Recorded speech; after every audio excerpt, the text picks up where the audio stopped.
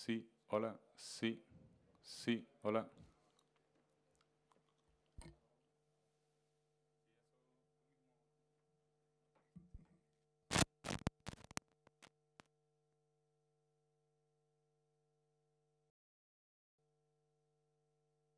Hola, hola, uno, dos, tres, vale.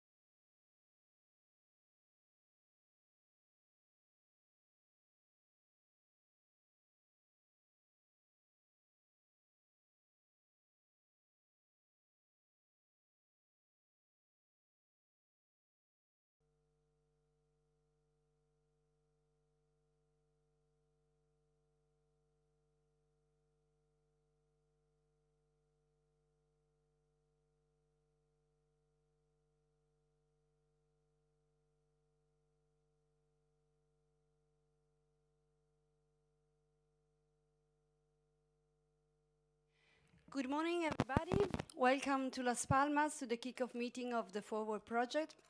We have the pleasure to have here the Regional Minister for Economy, Industry, Trade and Knowledge. So it's the regional authority in charge of the research and innovation policy as well, who would like to say a few words to welcome you.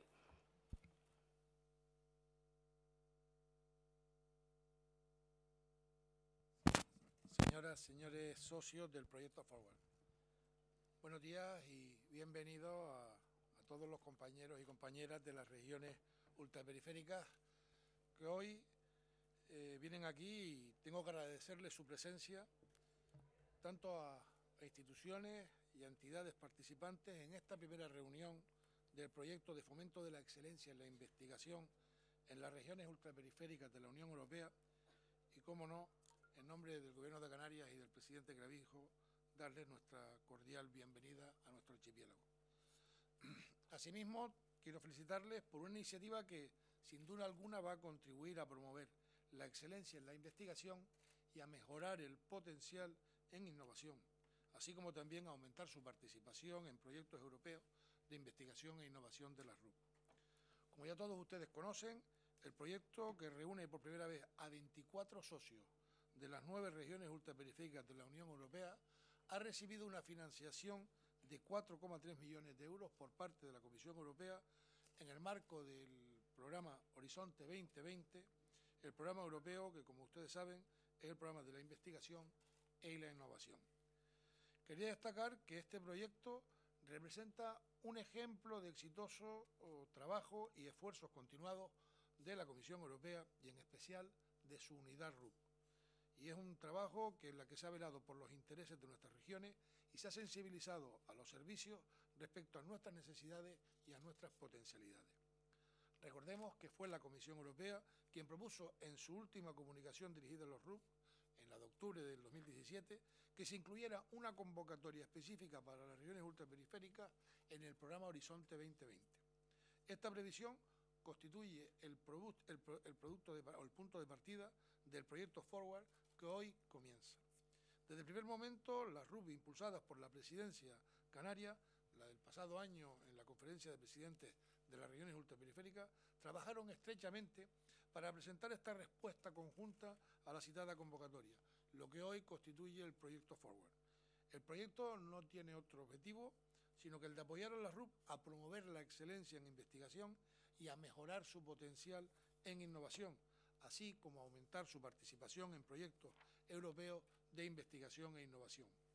Para ello, Canarias y el Forward cuentan no solo con la participación de los gobiernos regionales de las 9 RUP, sino, como ya he dicho, también con los principales actores del mundo de la investigación académica y empresarial. El proyecto, además de desarrollar herramientas concretas que facilitan el trabajo de los investigadores y científicos con empresas y con la sociedad civil, también pretende reforzar la cooperación entre las diferentes RUP. Y en este sentido, este proyecto representa una magnífica oportunidad para que las regiones ultraperiféricas podamos reflexionar sobre nuestras necesidades y nuestras oportunidades. Y lo tenemos que hacer de cara al próximo periodo de programación que, como ustedes saben, va a empezar a partir del 2021. Esta reflexión es necesaria no solo para la formulación de nuevas políticas regionales sobre investigación, innovación y desarrollo, sino también para nutrir también las recomendaciones para que las RUP puedan formular a la Comisión Europea, y lo deben hacer con respecto a las diferentes políticas europeas que afectan a nuestros territorios. Debemos, por tanto, aprovechar esta oportunidad que se nos brinda de trabajar juntos para superar nuestras limitaciones y sacar el máximo provecho a nuestras oportunidades. De este modo, con nuestra contribución en este y otros proyectos en que podamos avanzar juntos, estaremos dotando de contenido concreto al artículo 349 del Tratado de Funcionamiento de la Unión Europea. Un artículo que busca precisamente adaptar las políticas europeas a la compleja y específica realidad que constituye la ultraperiferia. Canarias tiene un potencial de I+D+I y unas condiciones magníficas que también favorecen la interacción con los principales actores del mundo de la investigación académica y empresarial.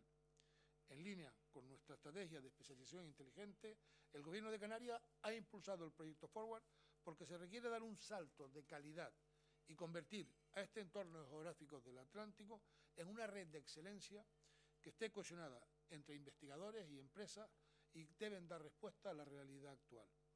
Como todos sabemos, el proyecto trata de aprovechar los recursos de I+D y los conocimientos que le disponemos para así generar sinergias y tener una posición de excelencia internacional e innovación, en investigación e innovación.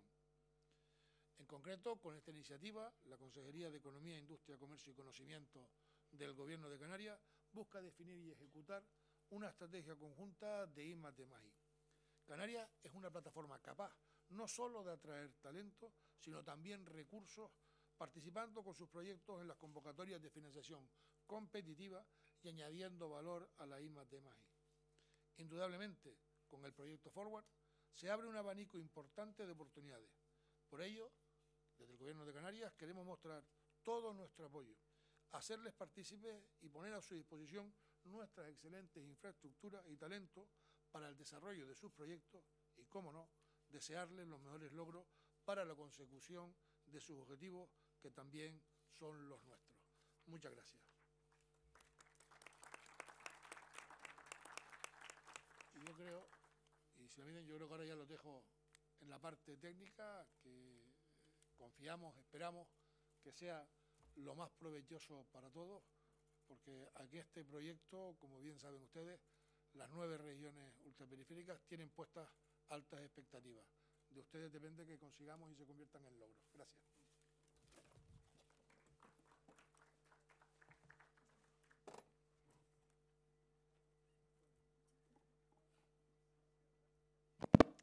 Okay, we would like to start now with a short presentation of each partner organization. We have thought that the most effective way of doing it is to invite them region by region. So we would like to invite the representative of each region at the table so that we can have this 3 minutes presentation per partner. We will not have slides to make it a bit faster. So I would propose that we start with the hosting region, so that we have representatives from the partner organization of Canary Islands. So if you would like to, all the representatives to come here quickly and have your presentation.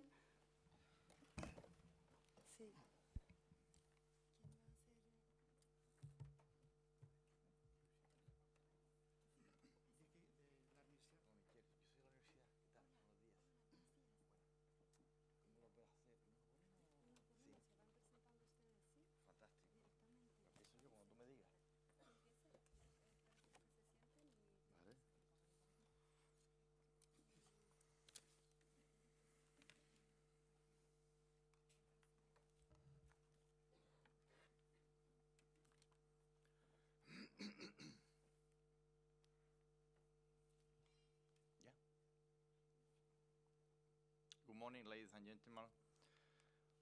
It gives me a great pleasure to address as a representative of the University of Las Palmas de Gran Canaria. And I extend you a very warm welcome you here to the kick-off meeting of Forward. As the Vice Director for Research, Innovation and Technology Transfer of this university, it is an honor to we can contribute to this project funded by the European Union. So I encourage you to set your mind on delivering substantial contribution in this meeting. Let me just first briefly introduce my university, our university. Our university is actually a research and academic bridge between 3 continents, Africa, America, and Europe. And at the same time, is one of the universities in the outermost region of the European Union. The university, established in 1989, has more than 25,000 students and 1,500 lecturers. The university was set up as an interdisciplinary university with international approach focusing on basic and applied research in many areas, from which I especially remark, for example, computer science, engineering, blue economy, marine studies, and climate change, medical technology, among others. Let me say, for example, that 4 women researchers from our university are among the 500 best scientific residing in Spain, and that we are producing yearly about 15 patents and about 1,200 impact journal articles. Presently, we are also managing about 6 European A2020 research projects. The university works together with our scientific and technological park to help more dynamic the transfer of research results to the society. There are now about 2 well-defined geographical campuses. The first one is in Tafira site, focusing on business incubator together with centralized service, for example, H2020 projects, industrial property, and management of company agreements.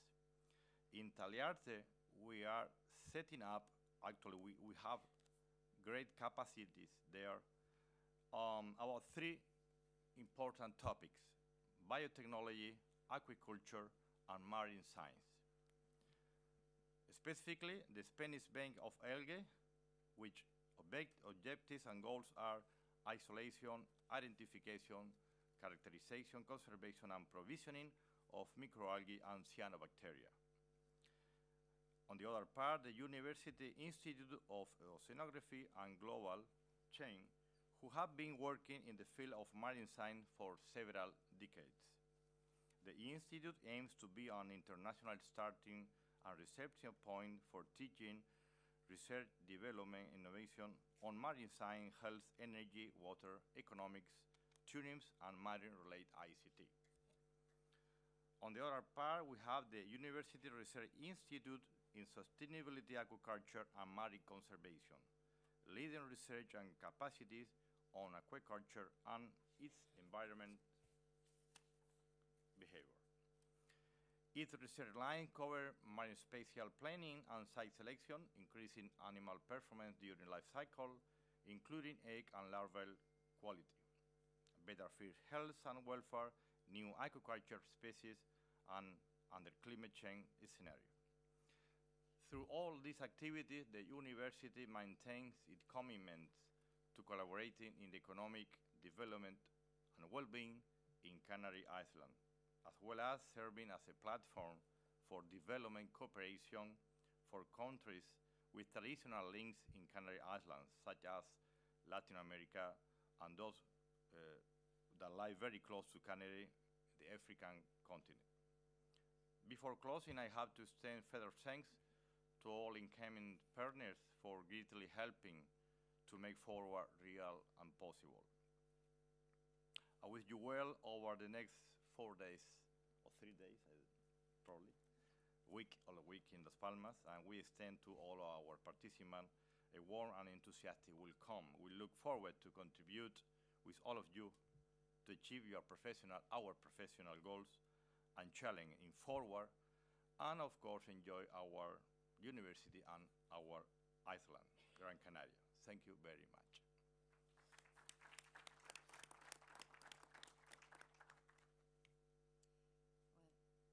Good morning. It's okay, so no? Yes. Good morning. My name is Alma, and I am here in representing the Instituto Tecnológico de Canarias, one of the partners of the project. I think that most of you have already read my emails, and we have already done some exchange of information. I would like to do a very brief introduction of the ITC. We are a public company belonging to the Canary Island government. The mission of our entity is to lead technological innovation and transfer in strategic sectors which favors competitiveness and sustainable development in the Canary Island and the surrounding geographic and cultural area with excellence in management. We are a regional institution. We have facilities in both of the main island, in Tenerife and in Gran Canaria. And we have some big capacities or key capacities regarding research and innovation. Regarding research and technological development division, we have water technologies, renewable energies, environmental analysis, biotechnology, biomechanics, and software and instrumentation. And then we have a very strong horizontal activity regarding with all the innovation support for companies and for intermediate size institutions. And we are leading with defining public policies and strategies for R&D&I, and we are very involved in technological watch and competitiveness intelligence, innovation observatory, and I think we have a lot of activities that are very close with the activities that we are going to develop among Forward project. I would like to, well, our size, we have 25 years old of existence. We have 150 people. And well, I would like to invite you as well, if you want to know our R&D facilities here in Gran Canaria. We have programmed a visit for Friday morning. And well, I would like to welcome you as well in the Canary Island, and I hope we have a very productive days during this week. Thank you very much.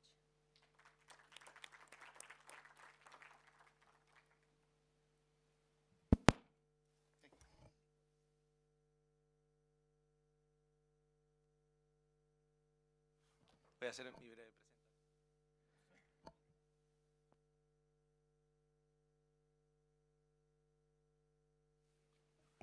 Creo que sí. Bueno, yo vengo del Instituto de Astrofísica de Canarias. Hace aproximadamente unos 40 años en el instituto se puso en valor, digamos, una particularidad única de las Islas Canarias, que es la excelente calidad del cielo astronómico que tenemos en las islas. Fruto, digamos, de esa visibilización, se empezaron a firmar acuerdos internacionales con diferentes países y esto dio lugar a la creación de un centro que está internacionalizado, que es el Instituto de Astrofísica de Canarias.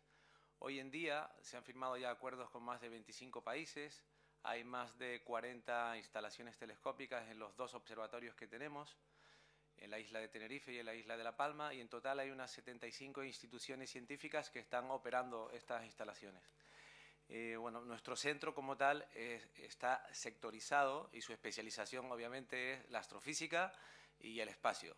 Por un lado, contribuir a la excelencia en el conocimiento del universo, de toda la materia y energía que ahí está, pero también contribuir al desarrollo tecnológico de instrumentación científica para estos telescopios o eventualmente para satélites que se ponen en órbita en el marco de consorcios internacionales con los que colaboramos.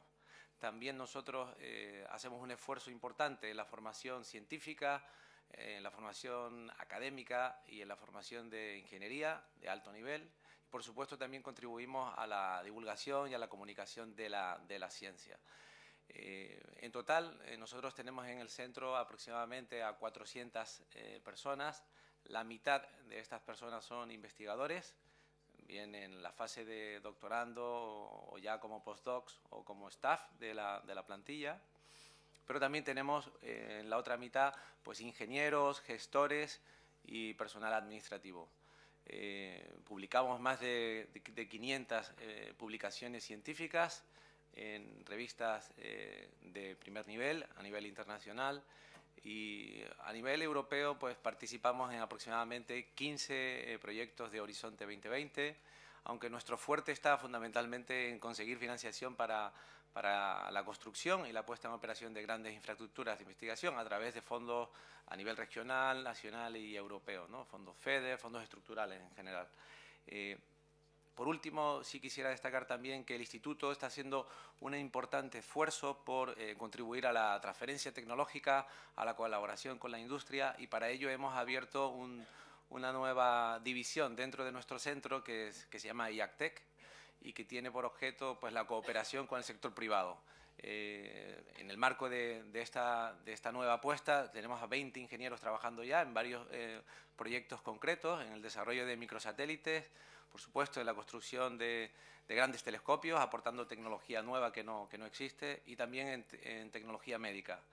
Bueno, pues yo creo que en el marco de estas tres líneas, al margen de lo que ya hacemos en astrofísica y espacio, pues creo que podemos aprovechar sinergias con otras regiones ultraperiféricas y mejorar, ¿no?, todavía, porque hay margen de mejora en nuestra participación en proyectos europeos.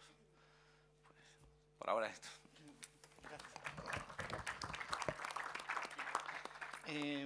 Buenos días, yo soy Antonio López Gulía, soy el jefe de área de la Agencia Canaria de Investigación, Innovación y Sociedad de la Información. En primer lugar, darle la bienvenida aquí a Canarias, como no podía ser de otra manera. También agradecer al Museo Elder, que es en el entorno en el que estamos desarrollando este meeting, por prestarnos las instalaciones y un museo además que es de referencia aquí en Canarias. La Agencia Canaria de Investigación, Innovación y Sociedad de la Información es un órgano superior, un departamento que pertenece a la Consejería de Economía, Industria, Comercio y Conocimiento del Gobierno de Canarias. Por eso hoy también estuvo nuestro consejero haciendo la presentación del evento, y que es el responsable de todas las políticas de I+D+I, es decir, desde la investigación, el fomento de la investigación, el desarrollo tecnológico, el fomento también de la innovación empresarial, el despliegue de todas las infraestructuras de telecomunicaciones en Canarias, y también llevamos todo lo que es el fomento de la sociedad de la información. Nosotros tenemos una serie de políticas de I+D+I donde gestionamos pues desde todas las infraestructuras científicas, tecnológicas, todo el fomento, también sostenimiento estructural de los centros tecnológicos y de los organismos públicos de investigación de titularidad, titularidad canaria española, es decir, mitad titularidad entre el Estado y Canarias, y también tenemos instrumentos para financiar todo lo que es los elementos de competitividad, como es la innovación, tanto en las pymes como en general en cualquier actividad empresarial. También somos los responsables de la Estrategia de Especialización Inteligente de Canarias, la RIS3, y también de los programas operativos, FEDER en este caso, el FEDER que se denomina FEDER Canarias, el 2014-2020, el Fondo Social Europeo Canarias 2014-2020, también es responsabilidad nuestra lo que es el eje 1, que es el fomento de la innovación y de la investigación y la innovación.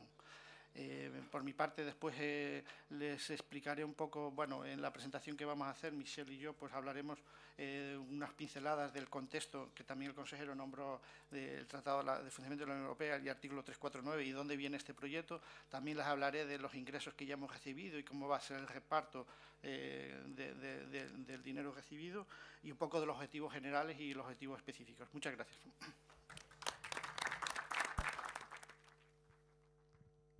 Many thanks. I would like to invite the rest of the partners from Canary Islands, so Plocan and La Laguna University.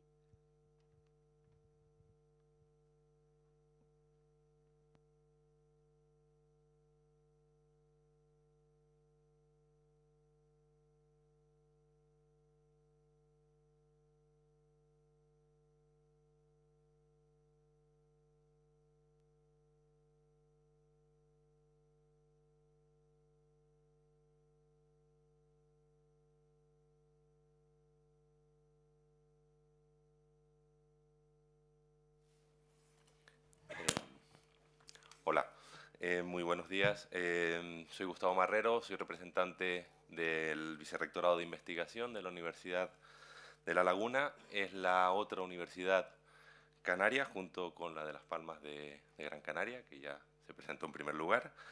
La Universidad de La Laguna, dando algunas pinceladas muy rápidas, es una universidad que tiene más de 200 años de antigüedad, tiene más de 20.000 alumnos, tiene casi 2.000 investigadores y profesores, una universidad genérica, en el sentido de que, ¿no?, tenemos grados y posgrados desde las humanidades hasta las ciencias médicas, ¿no?, pasando por todas las ciencias sociales, las físicas, químicas, ciencias experimentales, etcétera.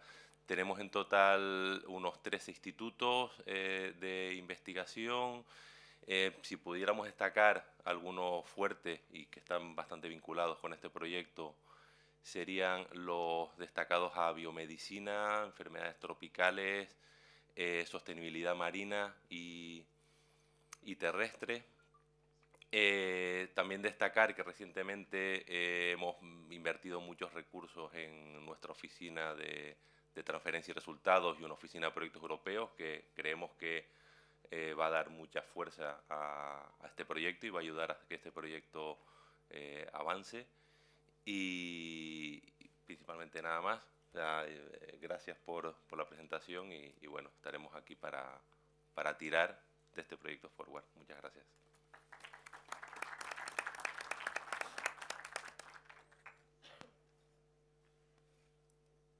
Sí. Buenos días. Soy Octavio Ginás, el director de la Plataforma Oceánica de Canarias, que es un consorcio al 50% entre la administración estatal y la administración autonómica. Nuestra actividad tiene tres ejes fundamentales, que son el dedicado al desarrollo e impulso de los aprovechamientos económicos del océano, fundamentalmente energías, productos, capacidades. El segundo bloque, que tiene que ver con la observación y la operación en el medio, todo lo que es la capacidad de observar cualquier cosa en cualquier lugar y en cualquier sitio del océano. Y el tercero, que tiene que ver con la puesta en valor del conocimiento para la generación de actividad económica en lo que todos compartimos como economía azul. Estos son los tres grandes bloques a los que se dirige la actividad del consorcio.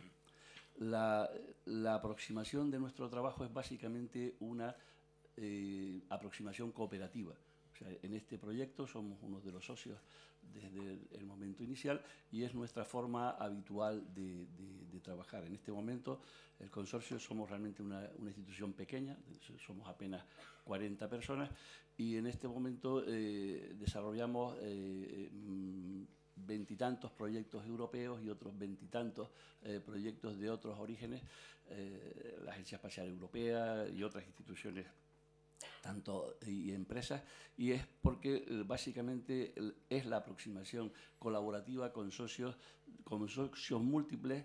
En la última cuenta que hicimos a finales del año pasado, trabajamos con unas 640 instituciones de 40 y tantos países del mundo. O sea, básicamente, y este proyecto para nosotros es un elemento que encaja perfectamente en la visión del espacio atlántico como el espacio natural en el que desarrollar la mayor parte de nuestra actividad de la economía azul en sentido genérico. Creo que muchos de nosotros, como regiones ultraperiféricas situadas en el Atlántico, es verdad que la reunión mayor los tenemos lejos en el Índico, pero probablemente en las metodologías podrán ser iguales, pero el espacio del Atlántico es un problema y es una gran oportunidad para nuestros territorios para que sirva de elemento de generación de crecimiento económico y empleo basado en el conocimiento y en la conservación del medio.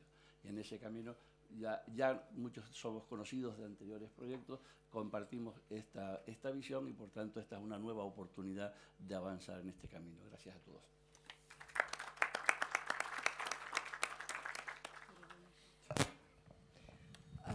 I will very shortly introduce Consulta Europa, which is partner as well in the project. You already know me and my colleague Jose Benedicto, with whom you have been in touch by email. Consulta Europa is a very small micro company based here in Las Palmas. We are mainly expert in project development and project management methodology, but we have also participated in several Horizon 2020 projects. We are currently participating in 5 projects, and we have specialized in the development of co-creation methodologies, participatory approaches for research, innovation, and policy making. So we have now closed with the presentation of Canary Islands, so I would like to invite our colleague from Azores to make a very short presentation of your organization. I can't see very well from here with the lights. Sí. Okay, thanks.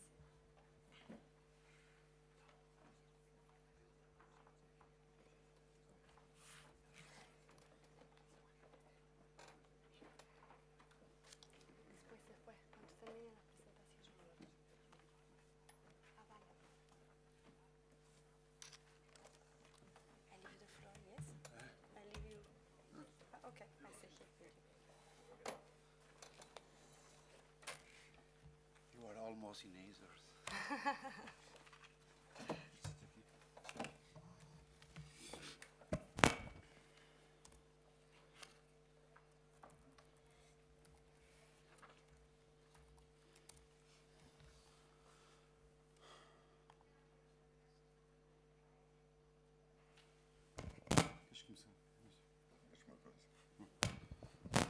Buenos dias, bonjour and good morning.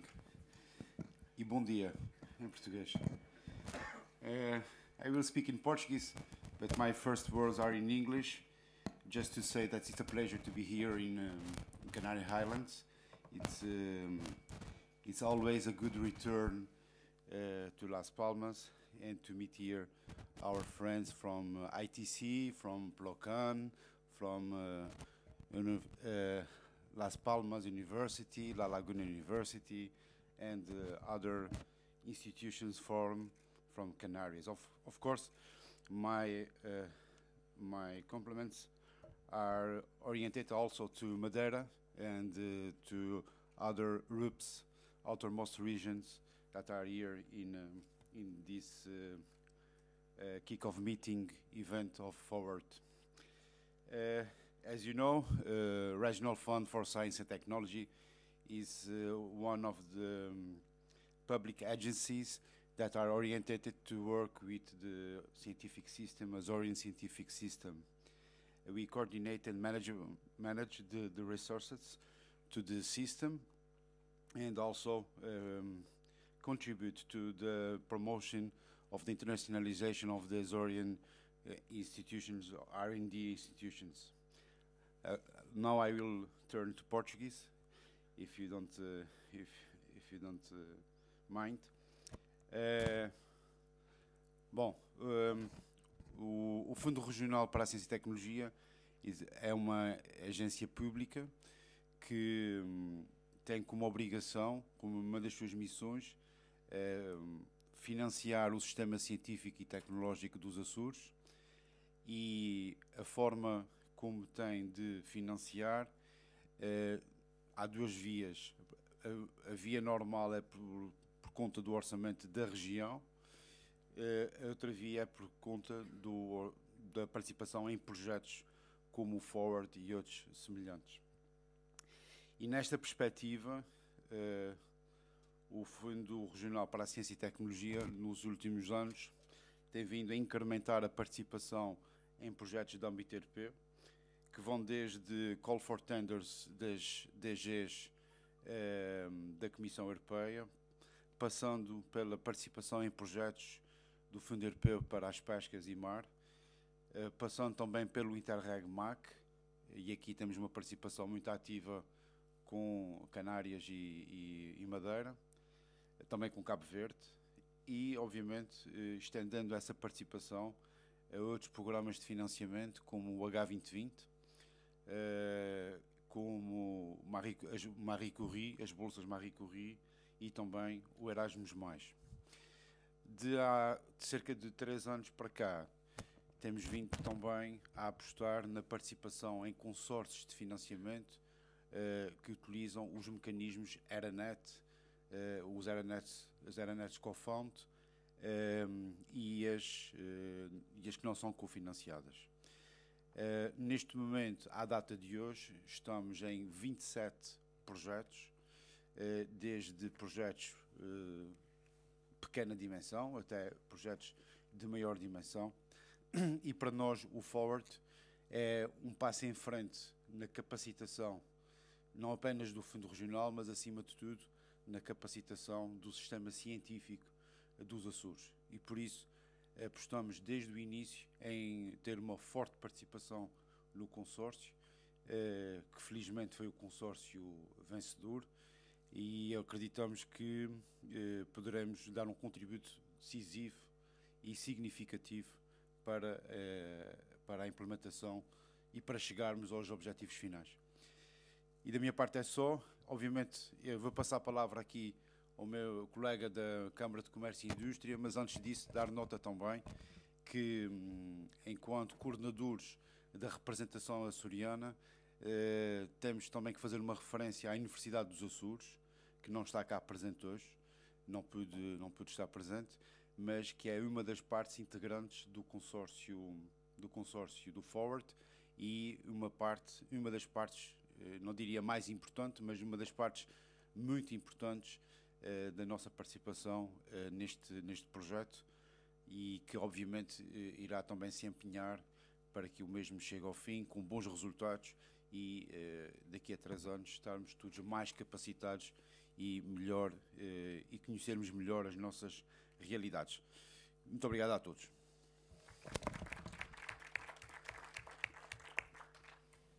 Good morning. I will be speaking Portuguese. It's easier. Eu sou da Câmara de Comércio dos Açores. É um organismo que representa as 3 câmaras de comércio. Foi fundada no século passado, mas essas 3 câmaras de comércio têm uma longa história de... portanto, estão ligadas, representando os negócios, estão ligadas à economia dos Açores. Como Câmara de Comércio tem um papel ativo como Câmara de Comércio, como parceiro social, mas tem também sido parceira de desenvolvimento de projetos e muita colaboração com o Governo dos Açores, que reconhece a Câmara como um parceiro válido, e a ligação com os negócios. Portanto, a ligação entre o poder, tanto político como as políticas, e os centros de conhecimento e os negócios nos Açores. Portanto, falar da Câmara de Comércio podia me alongar bastante, mas basicamente é esse o papel que a Câmara pretende e é essa, digamos, a expectativa que tem ao fazer parte deste e como também de outros projetos, é contribuir de uma forma positiva na definição de políticas e, sobretudo, garantir uma ligação forte entre as políticas, os centros de conhecimento, o que se faz e, portanto, o desenvolvimento empresarial, como consequência, o desenvolvimento económico.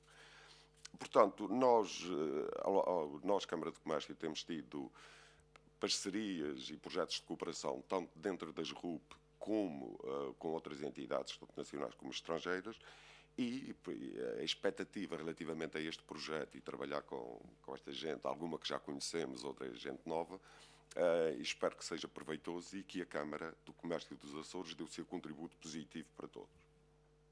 Obrigado.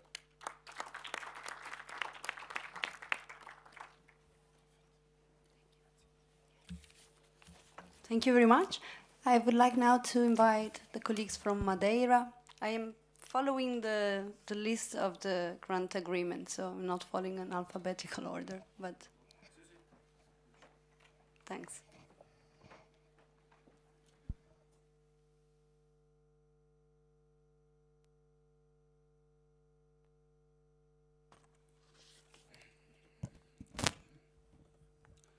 Hello, good morning, everyone. My name is Rui Caldeira. Finally, my 20-year theory of that islands are important and they have their own economic niche is finally coming to fruition in this project. It's very nice to see this. I've been working, I'm an islander myself, and I've been working around islands for the last 20 years of my career as a researcher. And it's very interesting to see this effort to look at common threads between the different islands. So it's a privilege, in fact, to be part of this project. And thank you for considering our participation. The regional. So I'm here talking briefly about the 2 Madeira partners. So I'm Rui Caldeira, and this is Clemente Guiar and Lúcio Quintal from the regional agency for the research, technological development and innovation. And my colleague Elsa Fernandes she's a professor from the University of Madeira. So these are the 2 main institutions that are part of this forward project from Madeira Island. Talking briefly about the university. The university is a small university, it's the youngest university in Portugal.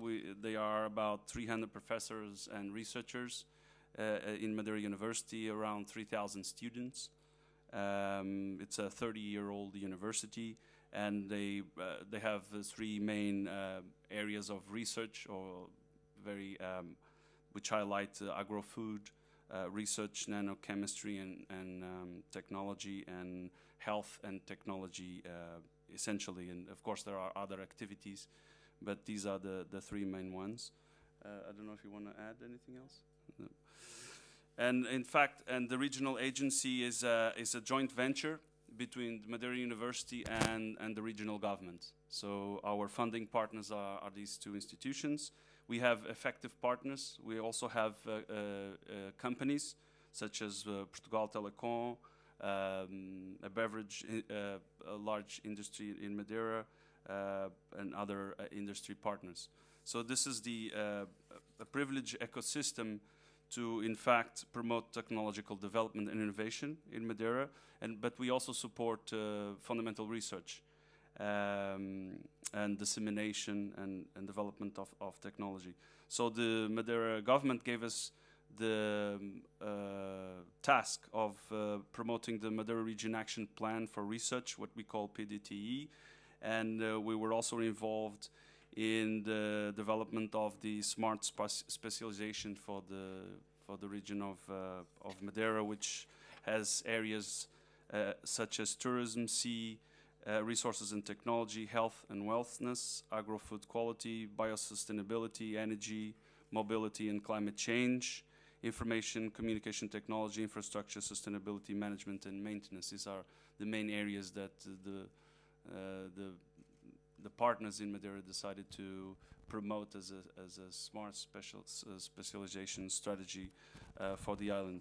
We also host several projects within RDT, some consortiums such as the Oceanic Observatory of Madeira, or the representation of national labs in the island, such as LARCIS, which are the Oceanic Observatory is focused on marine research, and LARCIS EST is mostly focused on human-computer interaction, and we are also promoting other projects in chemistry and other areas. And I think that's about it. Did I forget anything? Lucio, do you want to add anything? No? Clementa? No? Elsa? No, that's it. Thank you.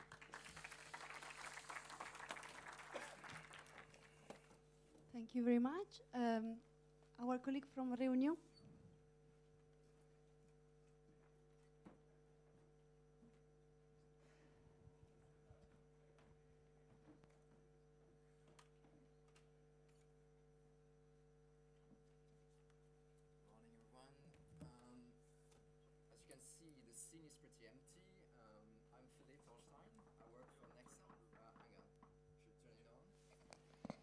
Working better? Yeah, sure. As I was telling you, I'm very sorry about being alone today. The university didn't come to us. I'm Philippe Holstein, so I'm representing NEXA. NEXA is the Regional Development and Innovation Agency for La Réunion. Our main vision and mission is to accompany the transformation of the economy of the islands. Because as a small territory, as a small island, we are, of course, facing challenges, facing a huge economic dependency, an increasing ecological dependency as well. And we are a vulnerable territory. But we do believe that being an island and being so small is not only a handicap, it's also an opportunity to turn these challenges into innovative, into great solutions that could be exported elsewhere. That's the vision we are promoting at NEXA, which is the regional agency.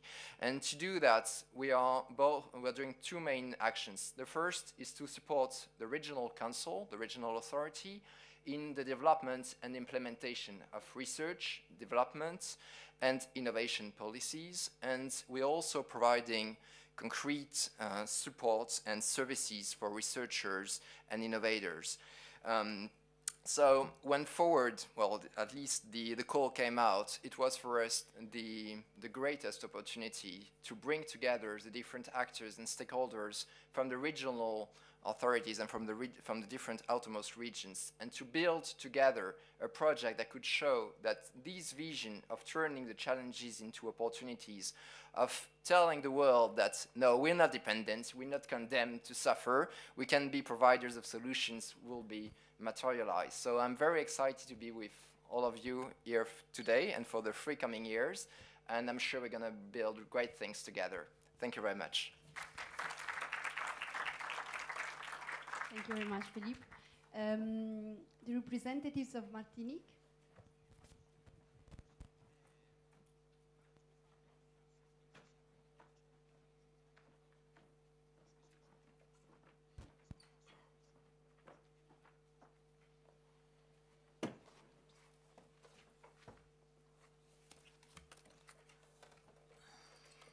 Bonjour, je vais parler en français. Je suis Muriel Alexandrine, en charge des problématiques de développement économique depuis plus d'une vingtaine d'années à la région, puis maintenant à la collectivité territoriale de Martinique. J'ai été récemment en charge de la direction de l'enseignement supérieur et de la recherche. Nous travaillons sur la mise en œuvre d'un écosystème de l'innovation et de la recherche, sachant que l'innovation et la recherche sont des domaines dans lesquels beaucoup de collègues et de départements de la collectivité territoriale interviennent, notamment le numérique. Nous avons un bras armé qui est le pôle agroalimentaire de la Martinique. Enfin, nous construisons ensemble l'innovation, la recherche, la mise en œuvre d'un écosystème que nous suivons en partenariat avec la mission innovation représentée ici par Tania Rémy, à qui je vais donner la parole.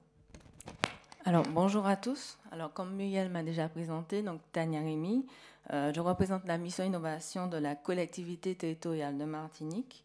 Et donc, j'ai principalement en charge la mise en œuvre, le suivi et l'animation de la stratégie de spécialisation intelligente S3. Et nous avons axé notre S3 principalement sur le transfert de technologies. Et nous souhaitons ainsi renforcer le partenariat entre les entreprises, donc le monde des entreprises et la recherche. Et nous considérons que Forward est une opportunité pour nous pour renforcer notre politique régionale de RDI et également favoriser la coopération internationale et également interrégionale entre nos RUP et ainsi capitaliser sur nos atouts, nos ressources, nos capacités R&D pour cette co-construction et bien sûr prouver au monde entier que nous avons une recherche d'excellence et que nous pouvons faire beaucoup mieux que ce que justement certains puissent penser. Voilà. Merci beaucoup. Merci beaucoup. The representatives from Guyane. I can't see Marc.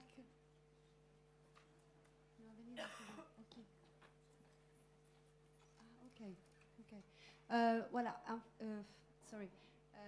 We have been informed that the representative of Guyane could not make it finally. So I would like to invite the representative from Guadeloupe.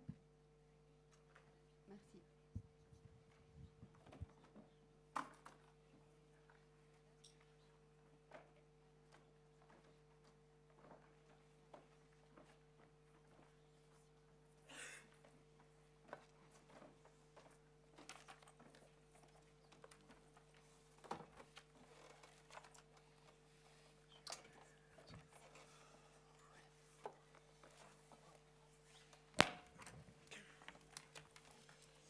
Bien, bonjour à tous, je m'exprimerai en français. Donc Vanessa Weck du Conseil régional de Guadeloupe en charge de la recherche et de l'innovation. Nous sommes deux de la collectivité régionale. Pour vous dire que je suis enchantée et nous sommes enchantés d'être aujourd'hui avec vous au sein de ce projet de coopération entre les régions ultrapériphériques. Et c'est aussi un plaisir de revoir différents partenaires avec qui j'ai eu l'opportunité de collaborer dans un précédent projet. Très rapidement, la collectivité régionale de Guadeloupe, elle est en charge de différents domaines. Le développement du territoire, la formation et l'éducation, ainsi que tout ce qui concerne le développement économique. Et à ce titre, elle intervient plus particulièrement dans le domaine de la recherche et de l'innovation. Le paysage de la recherche en Guadeloupe, à côté de moi, il y a deux représentants et aussi de l'innovation. Il y a l'université sur deux territoires, la Martinique et la Guadeloupe. Et on a également des représentants de grands organismes, dans le domaine de l'agriculture, dans le domaine de la santé humaine, animale, plante, ainsi qu'en domaine des risques naturels, puisque la Guadeloupe cumule tremblements de terre, volcans, cyclones, tsunamis, et donc on a aussi une forte compétence sur ce domaine. Et c'est pour ça que c'est aussi très présent dans la problématique des S3, à côté de la biodiversité et des énergies renouvelables. L'action de la collectivité en matière de soutien à la recherche et l'innovation se traduit de différentes manières. Premièrement, on lance des appels à projets pour la recherche avec une évaluation scientifique indépendante, ce qui permet d'apporter une caution scientifique aux projets qui sont retenus, et on insiste pour avoir des projets collaboratifs entre les organismes de recherche implantés sur le territoire, puisqu'aujourd'hui la majorité des guichets sont quand même sur des dimensions collaboratives. Et aussi, on est partenaire de différents projets tels que les INRANET, comme cela a été mentionné un peu précédemment, puisque la collectivité a été partenaire de l'INRANET NetBiome, de NetBiome CSC sur l'FP7 et aujourd'hui sur Biodiversa, dans H2020. En matière d'innovation, on accompagne l'émergence de clusters, dont Synergile, qui est représenté à côté de moi, est un des représentants. On a également un cluster qui est sur le domaine des nouvelles technologies, tout ce qui est le numérique, et enfin un dans le domaine maritime. Et on travaille également sur l'émergence d'autres filières, notamment en agriculture et en biodiversité. Donc voilà très rapidement brossé les champs d'intervention de la collectivité et son implication au sein du domaine de la recherche et l'innovation. Et donc pour nous, être partenaire de Forward, c'est poursuivre l'engagement que mène la collectivité pour renforcer l'excellence de sa recherche, pour la rendre plus visible auprès des partenaires européens et aussi pour favoriser les collaborations et coopérations. Et enfin, dernier lieu, et je pense que c'est partagé par nous tous aujourd'hui, c'est vraiment montrer la valeur ajoutée de nos territoires. Nous sommes en première ligne sur les grands enjeux qui se profilent, que ce soit en matière de changement climatique, en matière de défis sociaux par rapport aux défis économiques. Et nous avons une carte à jouer et à faire valoir face à l'Europe par rapport aux définitions des politiques futures. Merci.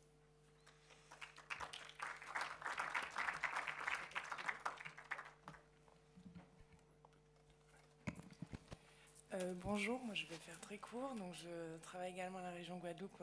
Je suis la nouvelle collaboratrice de Vanessa Weck, donc Sophie Larieux, et donc je suis en charge de tous les projets recherche au sein de la collectivité. Et je suis également très très ravie d'être parmi vous aujourd'hui et de travailler sur ce grand projet qu'est le projet Forward.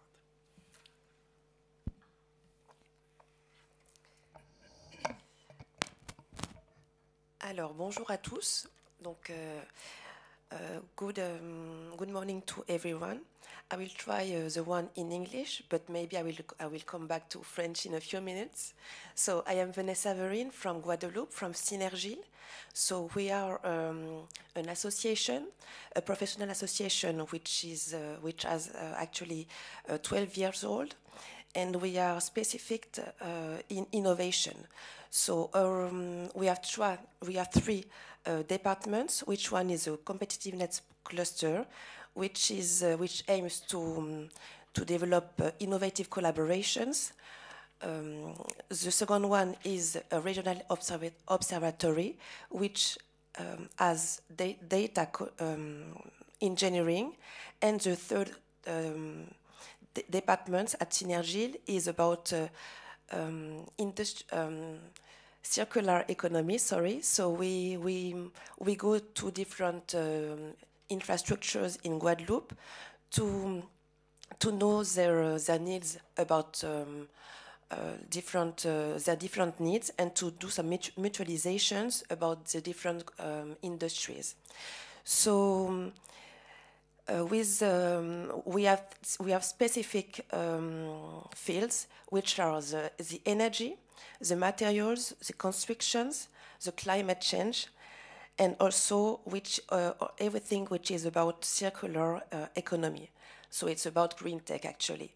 And we are really pleased to be here with us today on the Forward project, because like it's our like a specific mission to develop innovation in Guadeloupe. We are financed with by the Guadeloupe collectivity, so the innovation service, which is on my side, and by the French states also, and we are really pleased to be here, and hopefully we will have good works together on these questions about innovation in the outermost regions. Thanks.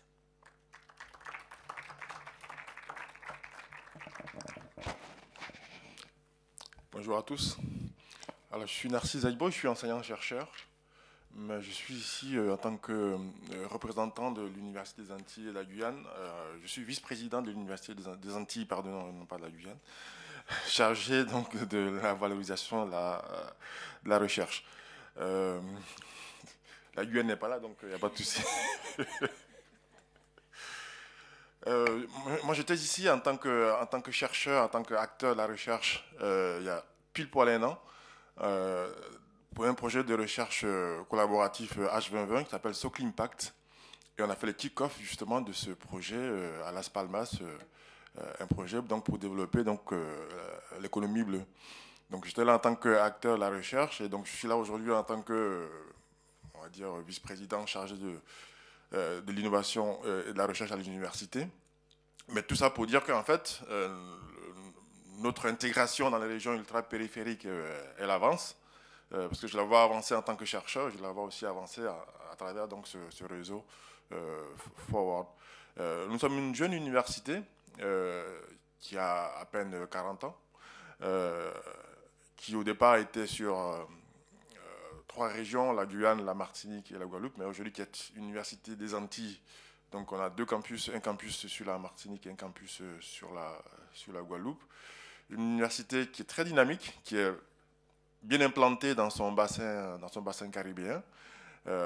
Grâce à l'accompagnement justement de la collectivité régionale, donc nous pouvons aujourd'hui collaborer avec nos partenaires du Brésil, des petites Antilles, des grandes Antilles, à travers des programmes européens Interreg par exemple. Donc nous sommes accompagnés dans ces éléments-là en tant qu'acteurs de la recherche par notre collectivité régionale. Nous sommes une université assez dynamique, je disais, parce que nous avons 28 structures de recherche qui vont des sciences exactes jusqu'aux sciences littéraires, justement, en passant par les sciences sociales, les sciences économiques, les sciences juridiques. Donc nous essayons aujourd'hui donc de travailler un peu la main dans la main avec les collectivités qui nous accompagnent pour aujourd'hui essayer de répondre aux besoins du territoire en termes de formation et en termes de recherche. Donc tout à l'heure, Mme Beck a cité un peu tous les champs thématiques. Nous essayons de couvrir ces champs thématiques en matière de biodiversité, en matière de risques naturels, de sciences juridiques, sciences économiques, etc. Donc, nous sommes là en tant qu'acteurs de la recherche, et nous, aujourd'hui, nous sommes heureux donc, de voir que l'environnement se bouge énormément au niveau de la recherche, au niveau de la Commission européenne, pour justement prendre en compte les problématiques de nos petits territoires. Donc, je ne vais pas être plus long que ça, donc je suis vraiment très heureux donc, de voir qu'aujourd'hui, on est inscrit dans ce projet Forward, donc pour pouvoir essayer de mieux nous intégrer donc, dans le réseau donc, des régions ultra-périphériques. Merci.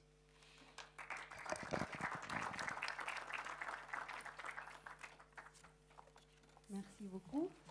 I would like to invite the representative from Saint-Martin. I believe we have one person from the Chamber of Commerce.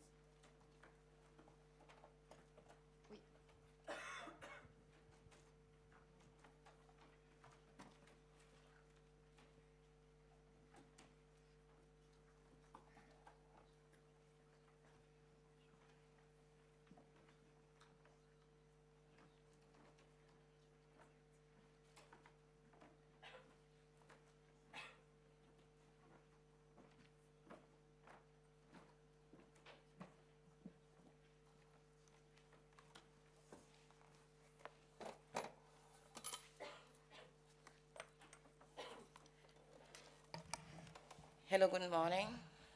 I'm very sorry for taking so much time to come down, but we thought we was passing at the last because our name is on the last of the program. I'm Angèle Dormois. I'm the president of the Chamber of Commerce and Industry in St. Martin. Our chamber is composed of 3 different chambers, in fact.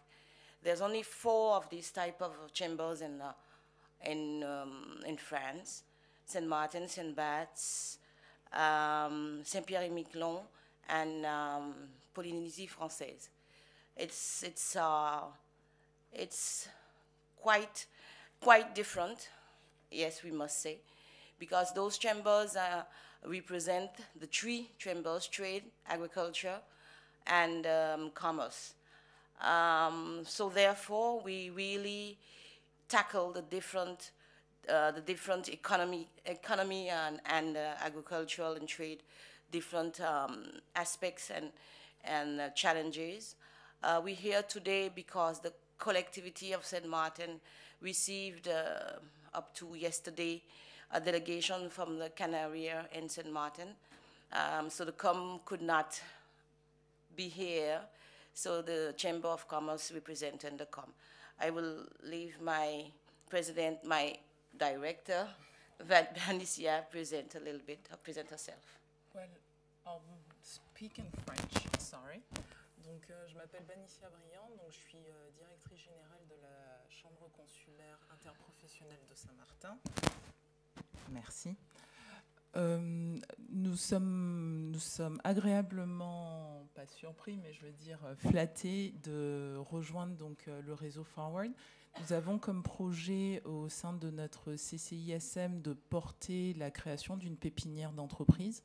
Après ce que nous avons vécu il y a à peu près 1 an et demi, nous encourageons les ressortissants de notre territoire de pousser des projets, des actions en faveur de tout ce qui est en lien avec les changements climatiques, l'agriculture, puisque nous avons vraiment une problématique sur notre territoire en matière d'agriculture, d'élevage. Donc voilà, et nous sommes heureux d'être avec vous aujourd'hui. Merci. Merci. Thank you very much. So, last but not least, the representative from Mayotte.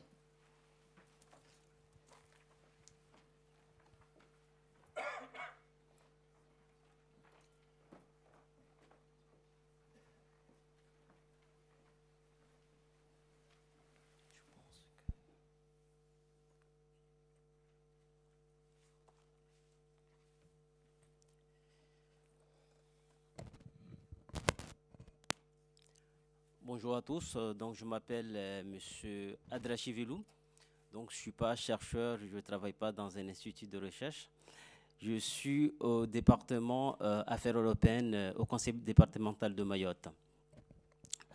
Je travaille dans le cadre des dossiers liés aux régions ultrapériphériques, les RUP, notamment à Bruxelles avec les 9 régions ultrapériphériques, dont les Canaries. Donc c'est un honneur aussi pour moi d'être là parmi vous, de participer à cette réunion de lancement de ce projet, car je rappelle que les RUP, ça fait plus de 20 ans qu'on mène du lobbying au niveau de Bruxelles pour défendre nos spécificités, notamment dans la mise en œuvre, l'adaptabilité, enfin, adapter les politiques publiques de l'Union européenne dans nos régions. Donc c'est un long combat. Mayotte, l'arrêt Mayotte du 15 décembre 2015 a fait jurisprudence aujourd'hui parce que la Cour de justice de l'Union européenne a reconnu pleinement l'article 349, on l'a évoqué à 2 reprises ici, comme base juridique autonome pour adapter les politiques de l'Union européenne dans nos territoires. Suite à cet article 349, les RUP, on a rédigé un mémorandum qu'on a remis au président Jean-Claude Juncker en marge du forum RUP de mars 2017, dans lequel les RUP ont donné des recommandations, des orientations par rapport aux différentes politiques conduites sur le territoire. Suite à ce mémorandum, la communication de la Commission européenne du 24 octobre 2017, qui est la nouvelle stratégie RUP appliquée sur nos territoires, a pris en compte un certain nombre de mesures pour adapter les politiques sur nos territoires, dont les programmes horizontaux. Ça fait un temps qu'on demande à l'Union européenne que les RUP aient des appels spécifiques, notamment dans le cadre des programmes horizontaux. Aujourd'hui, ce projet, c'est l'une des actions de mise en œuvre de la stratégie de l'Union européenne de 2017. Donc, je suis vraiment satisfait d'être aujourd'hui parmi vous. S'agissant de Mayotte, tout est récent. On n'a pas d'institut de recherche. L'antenne universitaire, je parle bien l'antenne universitaire, est ouverte en 2012 seulement, dont parmi les spécialités, on a tout ce qui est biologie marine. On a un parc marin qui travaille beaucoup aussi sur le développement durable et sur la connaissance des ressources maritimes, qui a ouvert aussi en 2012.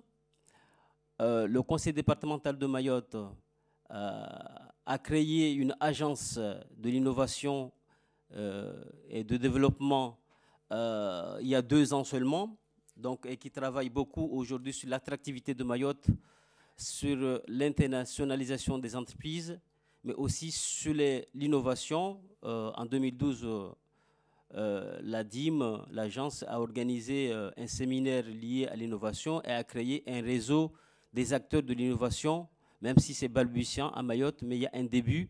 Donc voilà, en gros, au niveau des instituts de recherche, on dépend beaucoup des instituts de recherche au niveau national. Je fais référence ici à l'IFREMER pour tout ce qui est ressources maritimes, la CIRAD pour tout ce qui est agricole. Voilà, on n'a pas des instituts régionaux en tant que tels. Donc, la participation à ce projet est une opportunité pour nous, Mayotte, d'avoir vos retours d'expérience, notamment les Canaries. J'ai vu tous les instituts de recherche qui existent aux Canaries. C'est vraiment, mais aussi tous les partenaires, bien sûr. Ça serait bien qu'on ait le retour d'expérience pour nous permettre d'apprendre à marcher aussi, nous, et d'améliorer et de mettre en œuvre un écosystème de recherche, pourquoi pas d'ici à Mayotte. Je pense que c'est l'objectif de ce projet. Donc, on vous remercie, l'ensemble des partenaires qui participent à ce projet, pour la réussite de ce projet. C'est vraiment une satisfaction pour nous aussi, Mayotte, d'intégrer ce réseau, d'intégrer ce projet. Et c'est en marchant qu'on apprend à se développer. Je vous remercie.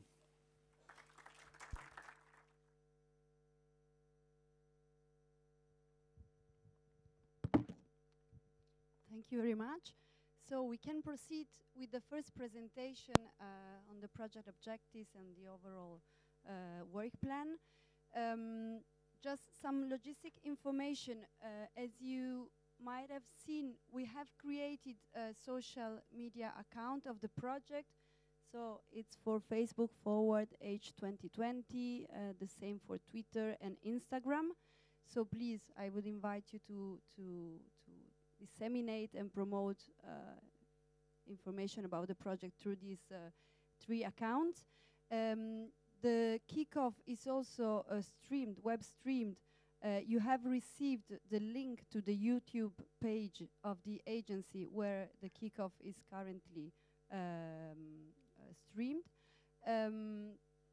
For this reason, actually, and in order to have the simultaneous translation, we have chosen this type of room for the meeting so that everybody can feel more comfortable in commenting in their own language. This should not impede that we can exchange, so I invite you to make questions and to comment.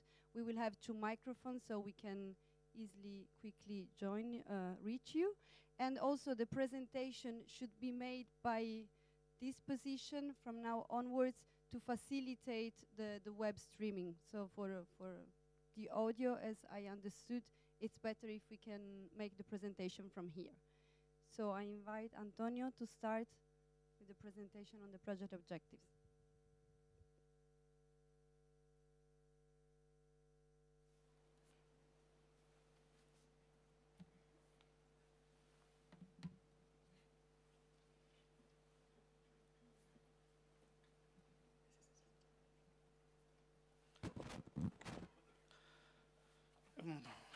Bueno, buenos días otra vez.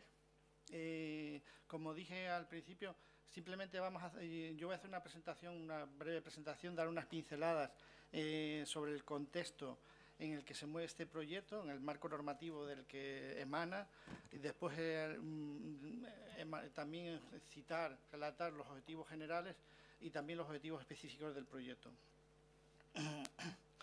En el marco normativo, en el contexto en el que se mueve este proyecto, como ya citó también el consejero al inicio, esto emana del artículo 349 del Tratado de Funcionamiento de la Unión Europea, que reconoce una serie de singularidades para los territorios de las regiones europeas ultraperiféricas, de las RUP. Para paliar estas deficiencias o estas singularidades, pues la Unión Europea ha sacado varias comunicaciones. La primera la hizo en el año, creo que 2002, después 2004, 2008. Bueno, en resumen, la última la hizo el 24 de octubre de 2017 y donde pues viene a establecer un nuevo enfoque, es decir, que estas singularidades que tienen las regiones europeas pues se tienen que convertir en oportunidades para desarrollarlas y que son unos activos importantes de la RUP y ponerlas en contexto, como no podía ser de otra manera, con la Estrategia Europea 2020, que habla de 3 prioridades que se refuerzan, como sabéis, mutuamente, que es el crecimiento inteligente, el crecimiento sostenible, el crecimiento integrador. El nuevo enfoque, que se llama las regiones ultraperiféricas de la Unión Europea hacia un nuevo enfoque, pues se basa en 4 pilares. Esos 4 pilares son fundamentales y que están recogidos en nuestro proyecto. En primer lugar, avanzamos hacia una gobernanza abierta, donde deben participar todos los agentes en el ecosistema de I+D. Como sabéis, hablamos siempre de la cuádruple hélice, que son los agentes que deben intervenir. Pues estamos hablando de los gobiernos, de las universidades, de los organismos públicos de investigación, de las empresas y también, por eso se habla de la cuádruple hélice, se habla también de la sociedad en general. Otro de los pilares importantes es los activos, es decir, las regiones ultraperiféricas tienen activos muy importantes. Precisamente son elementos, todas las regiones RUP están estratégicamente situadas y son importantes esa localización para la Unión Europea. Pero también son importantes el clima, la biodiversidad, la flora, la fauna, y que convierten a casi todas las regiones RUP, a todas, en laboratorios para hacer investigación de excelencia en los próximos retos que tenga la Unión Europea y para testearlas. Y también es importante muchos de los ámbitos que posicionan a estas islas, a las regiones RUP, como son el ámbito marino, el ámbito del espacio, etc. Otro de los pilares importantes en los que se va a basar la nueva estrategia de comunicación es el fomento de la innovación como elemento de competitividad, que lo que tiene que consolidar es a nuestro tejido productivo y al final crear empleo estable y de calidad. Y también no debemos olvidar activos sociales, como es el patrimonio cultural, que también son valores importantes. Pues bien, en este contexto, la Unión Europea, en el programa marco de investigación y de innovación, que es el Horizonte 2020, hace una convocatoria expresa para las regiones ultraperiféricas. Creo que en el objetivo de ciencia para y con la sociedad. Y dentro de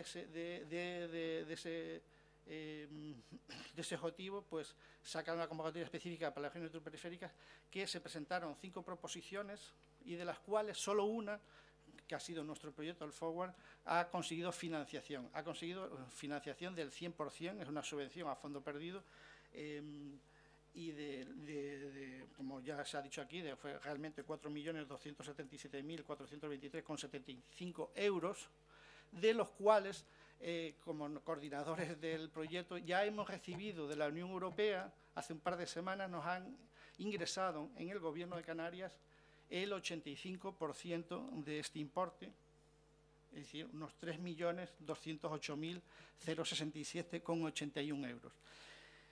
Nosotros estamos ya preparando toda la documentación y por eso se le ha pedido lo que llamamos en el Gobierno la alta de terceros para acreditar a las diferentes regiones, a las diferentes entidades beneficiarias del proyecto, para trasladarles el importe correspondiente a cada partner.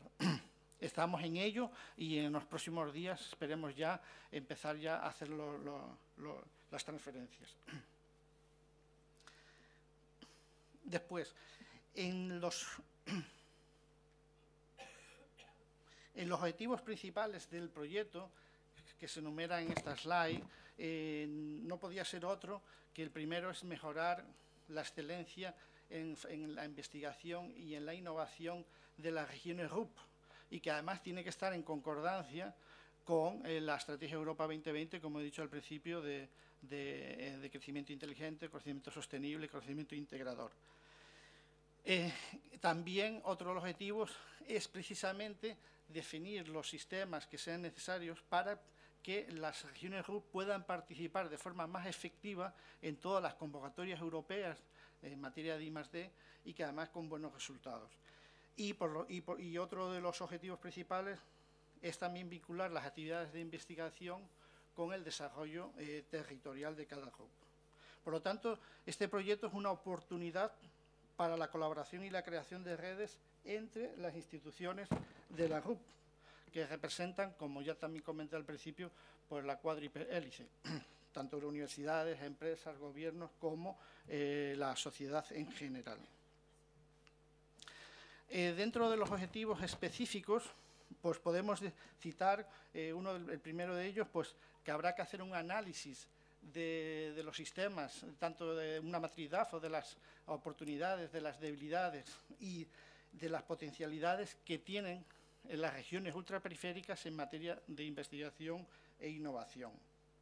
También deberemos identificar los campos actuales, que eso ya probablemente con las estrategias de especialización inteligente de cada región RUP pues ya se ha hecho, pero también debemos analizar los futuros campos, aquellos que representen mejores ventajas competitivas para las diferentes regiones y también qué temas son interesantes o presentan más ventajas para después también presentarnos a las diferentes convocatorias europeas con cierto éxito.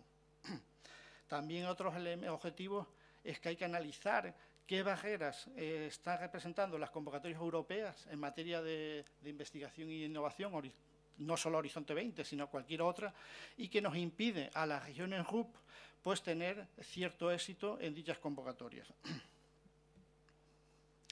Otro de los objetivos específicos es desarrollar todo lo que son las capacidades y toda lo que es la transformación y desarrollo de las capacidades que tienen los diferentes ecosistemas de las regiones RUP, apoyar todo lo que es la realización de planes de acción participativos y basados en la investigación con una perspectiva pues, más a largo plazo, y también aumentar toda la visibilidad que tiene que tener la I+D desarrollada en todos los centros de investigación, en nuestros organismos públicos de investigación o centros tecnológicos, tanto no solo a nivel regional, sino nacional, europeo e incluso internacional.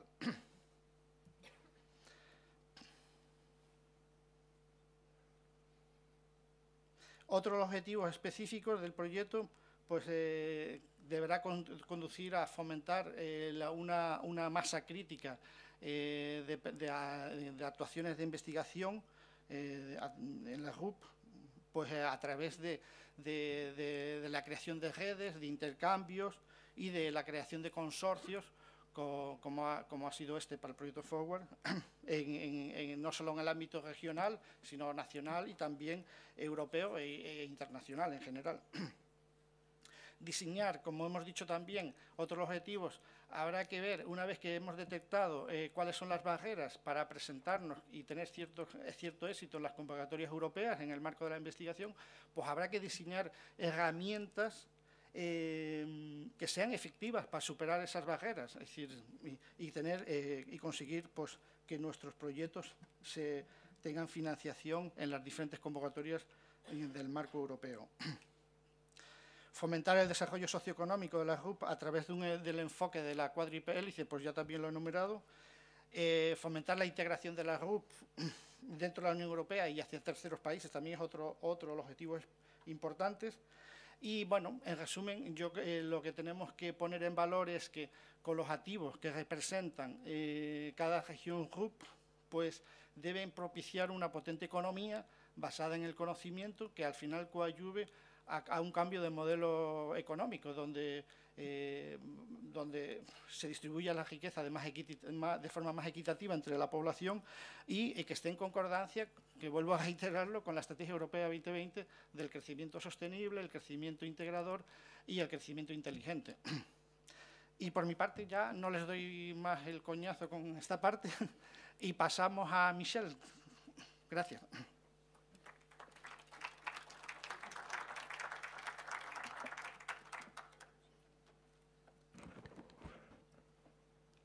Okay, thank you very much, Antonio. I will speak in English. I would propose that we keep the questions at the end of the presentation, unless you have very urgent questions, but my presentation will be quite general on the project objectives and the modern project objectives, the activities that we have planned together. I would like to say that indeed this project has been a very cooperative one already in the development phase. So the project represents really the ideas of all the regions, I believe.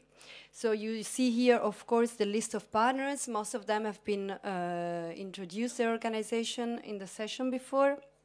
Here you have simply the map of all the regions and the partner from each region.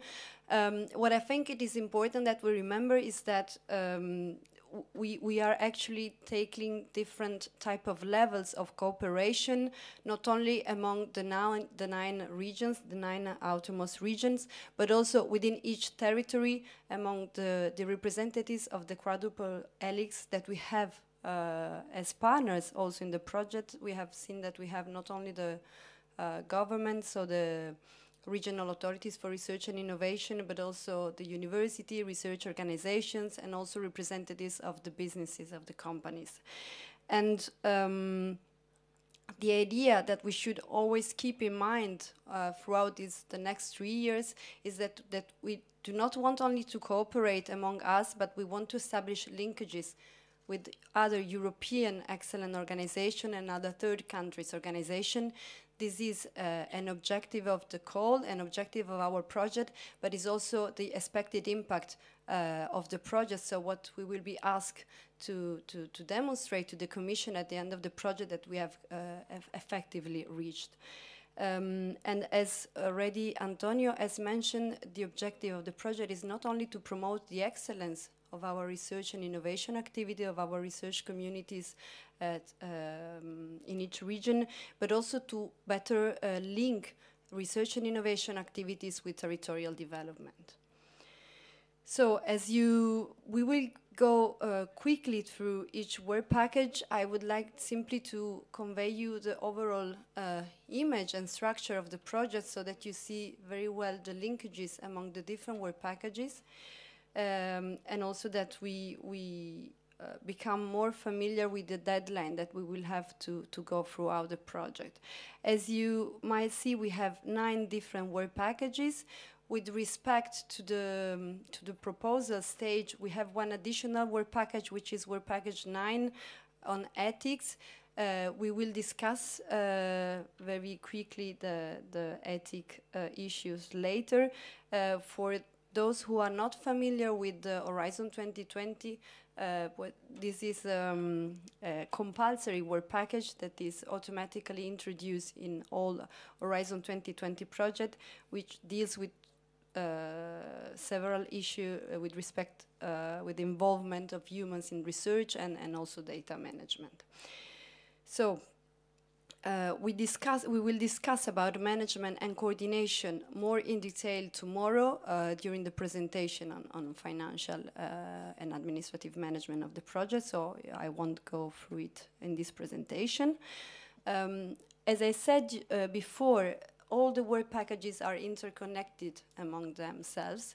So we will start with an analysis of our regional research and innovation system in work package 2. Philippe will tell you more about the methodology, but this will be really the basis, the knowledge base that we will have to create to start with the rest of activities. We have 3 work packages, more related with, I would say, concrete activities to improve the research and innovation ecosystems, which are work package 3 with the co-creation and implementation of thematic action plans, in which we will work more on thematic and sectorial areas of research. Work package 4 will be more transversal and working on building the capacity of our actors. We will see not only researchers but also companies, so that we can indeed achieve the excellence that we will aim at. And work package 5 will be focused more on networking. So even if, of course, throughout the project, the overall project is about networking and collaboration and creating relationship collaboration frameworks, we will have a work package devoted to that. Then the work package 6 is about searching this connection between research and territorial development, between research and policy making. This is indeed another important objective of the project, because we are at basically almost launching of the new programming period, which will mean the development of new European but also regional policies like the smart specialization strategies. Then we have a work package 7 on monitoring, evaluation and performance of what we have achieved throughout the project. So the idea is that we will be able to measure if what we have done has been successful or not, and in the measure in which it will reach the objectives, so that we can propose something that will be also replicable in the future. And then, of course, we have the work package on management and coordination, which is transversal, and the work package 8 on dissemination and communication, which is more kind of transversal work package in the sense that we cover all the project activities. So, work package 2, so I would say the knowledge base of our activities will be the diagnostic of our regional and innovation ecosystems. The idea is that we have already knowledge of our system. We already know what are, more in general, I would say, the needs, the obstacles, the opportunities. But the idea is that to have here a more systematic work that will really help us to define the strategy of our regions and of our cooperation in the coming years. So the activities that we will perform here will aim at understanding the needs and obstacles of our regions under different aspects, so in terms of infrastructure, equipment, but also in terms of knowledge and skills that we need to develop, to build in our regions, and also in terms of already existing networks and partnership that, of course, we want to capitalize on. Then we will try to identify the assets and opportunities for outermost regions, so what we can really profit of because of our specific conditions.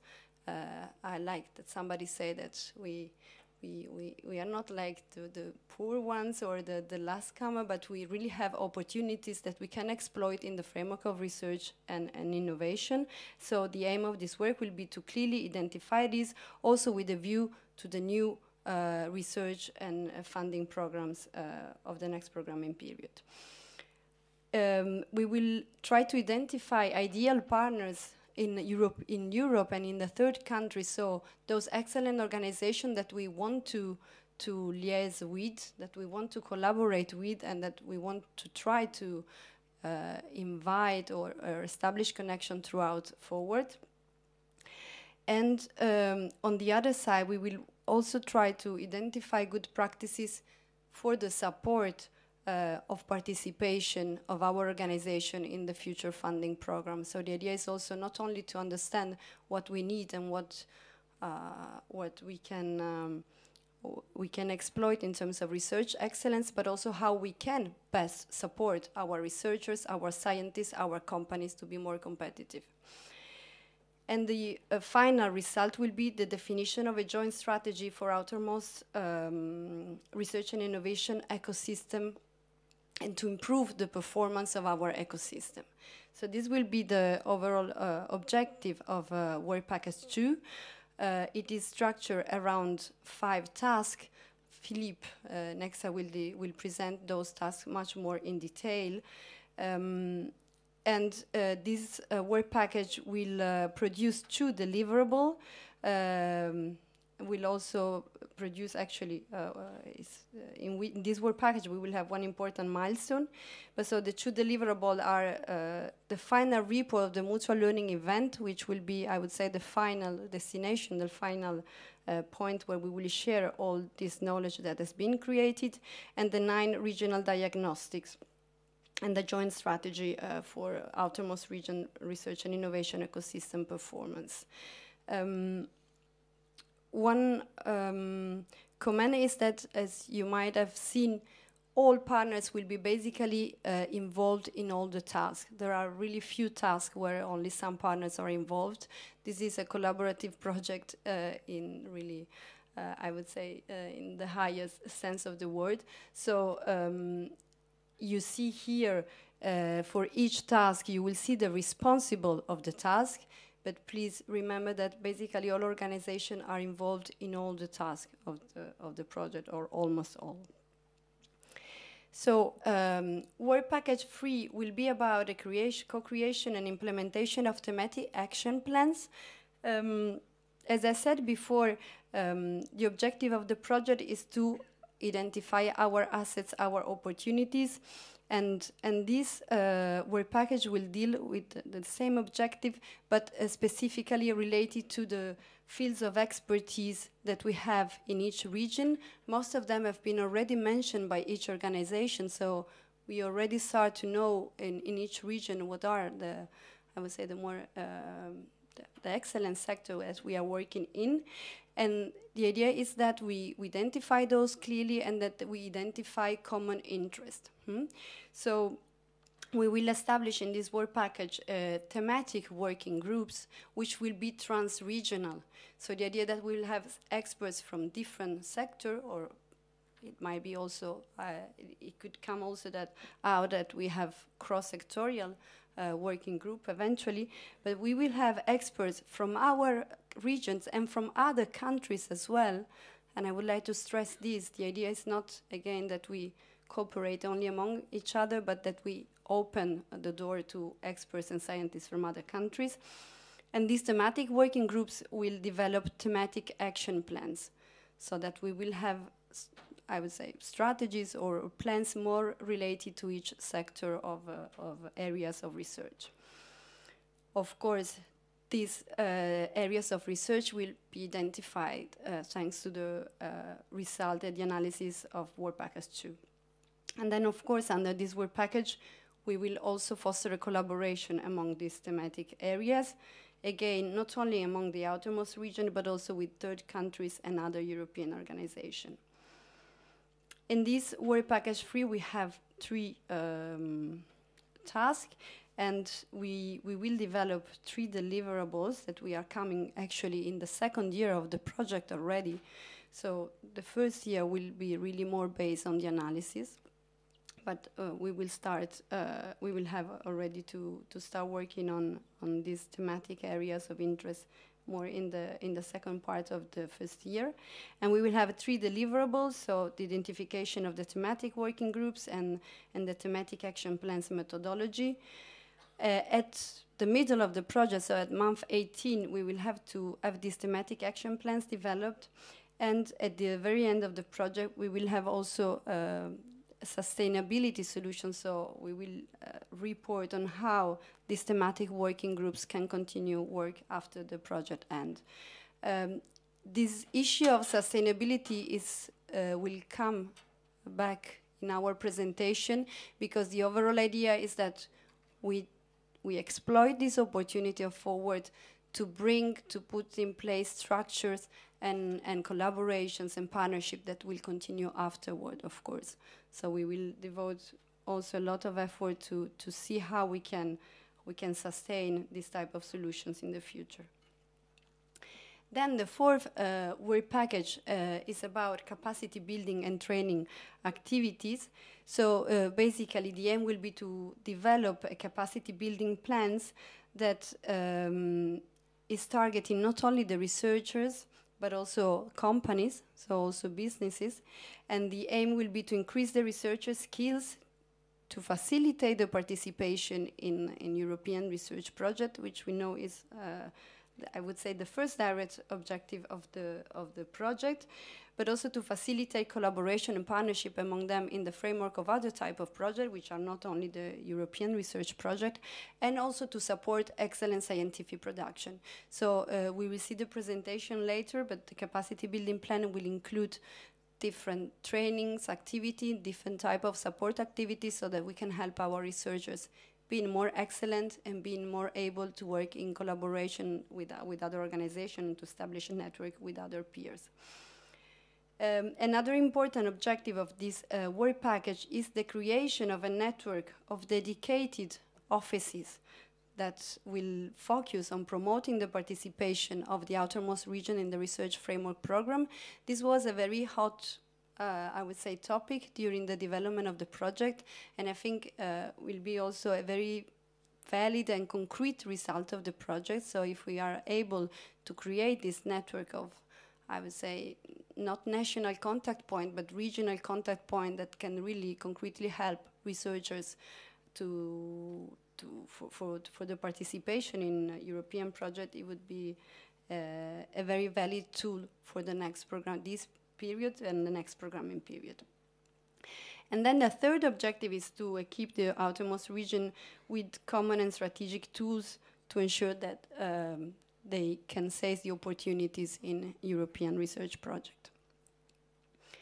We have here 5 tasks. As you see, the design of the plan, the implementation of the plan, so of the capacity plan for research and innovation actors, the task dedicated to the creation of this network of offices. There will be, of course, training for the people, for the staff of this network of offices. And then again, we will have a task focused on the sustainability of these offices after the project comes to an end. We have here 4 different deliverables. So the capacity building plan, the program, the training program for the research and innovation actors and for the staff that will be working at the support offices. And then a sustainability strategy for the offices.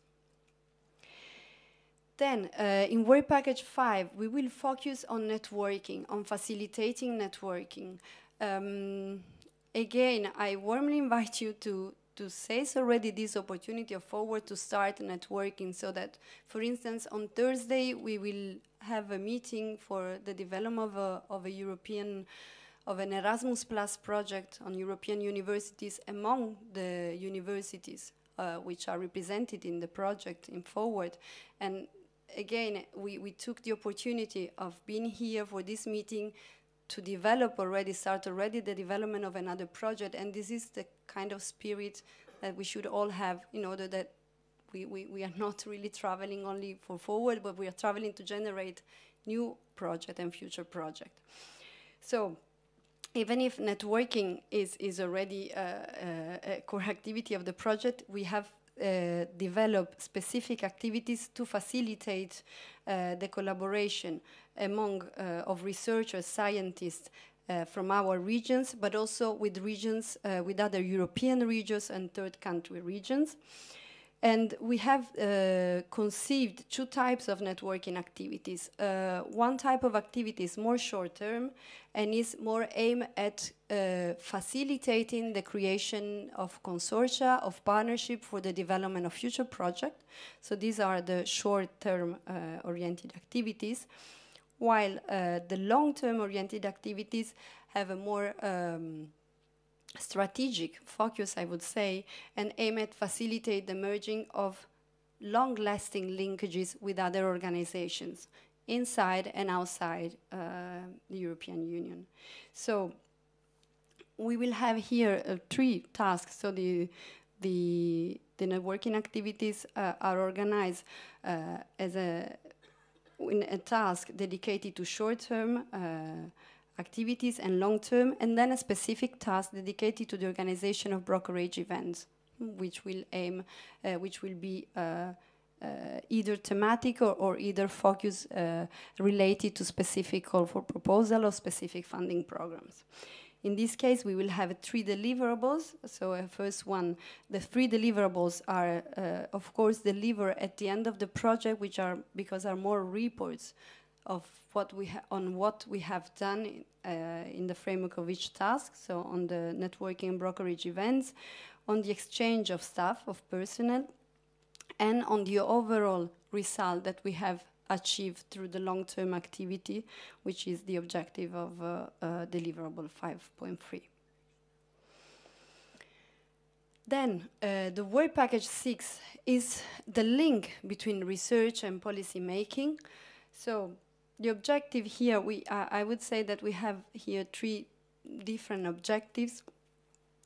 Apart from making the connection between research and territorial development, and so making the connection between research and society, which is also one of the objectives of Horizon 2020, as Antonio was mentioning before, we want also here to be able to formulate concrete input on one side for the next smart specialization strategies, so that we will be able to bring the voice of research into the policy making, so to help regional government in shaping their specialization strategy, their development strategies for the new programming period. And on the other side, we want to provide input at EU level, so that the specific constraints of outermost regions will still and even more be taken into account in the formulation of the new European strategies that will be formulated in the framework of the new programming period. So these are the objective of this work package. Of course, this will happen by facilitating the dialogue between the research communities and the policymakers at the 3 levels, so in our regions, but also fostering this relation, this communication with national authorities, and of course with the European institutions. And on the other side, to produce concrete recommendations. So it's not only about establishing communication, but also being able to produce content to feed this communication. We have here 4 tasks. So the first one is focused on supporting the elaboration of the future smart specialization strategies. The second one is focused on recommendations for the future European policies. And not only policies on the outermost regions, but also those other policies which do not target directly outermost region, but we might impact outermost region. Then the third task is about ensuring the sustainability of long-term research activities. So finding a way, again, to ensure that the overall framework, the overall plan of activities that we put in place might be maintained after the project comes to an end. And the last task is about approaches to improve the relations between researchers and policymakers. This overall work will result in 4 deliverables. The first one is a recommendation for the smart specialization strategies. The second, a recommendation for the policies. The third one will be a sustainability plan. And the fourth, the reports on the events for policy making. Also in this case, these are more reports and are really collect the results of the overall work that we will do in the 3 years, so all these deliverables come to the very end of the project. Then the work package on monitoring, evaluation and performance, as I said before, has been thought to be able to quantify, or at least as much as possible to quantify, to have concrete indicators that will allow us to evaluate the progress that we have achieved with our activities. And in particular with respect to the implementation of the joint strategy and the implementation of the thematic action plan.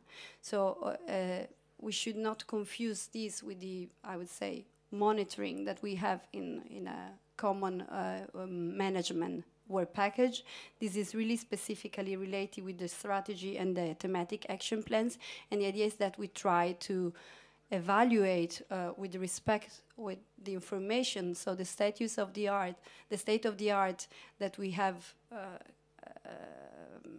clearly described in Work Package 2 to see what have been the improvements.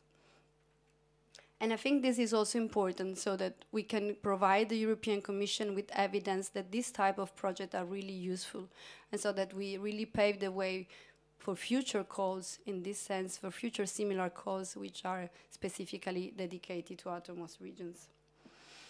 So we will have 3 tasks under this work package. The first one is about the development of the monitoring, evaluation and performance system. The second task will be aimed at monitoring the implementation of the joint strategy that was developed in Work Package 2. And the third task will be more monitoring the impact and satisfaction of the project activities, so those more related with the thematic action plans. We will have here those two deliverables. The first one is the common monitoring and evaluation system and database of monitoring indicators. And the second one will be reports which is foreseen, which are different reports which are foreseen to be delivered at month 30. Last but not least, the work package on dissemination and communication. As you know, we need people to know about Forward and to be aware of what we are doing. What if you don't speak about something, it might seem that it doesn't exist, but we want people to know that we are working in this sense. So the objective of the project will be, of course, to create awareness about the work we are doing, the project activities, but also about the research and innovation activities, the excellence that is already achieved in the region. So this is really a platform for us to promote what we are doing in our regions.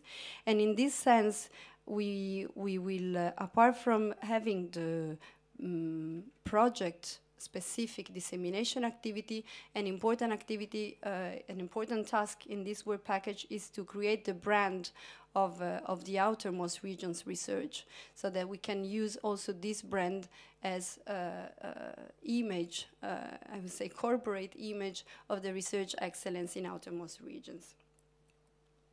We have here, this task is organized across 6, this work package is organized across 6 tasks.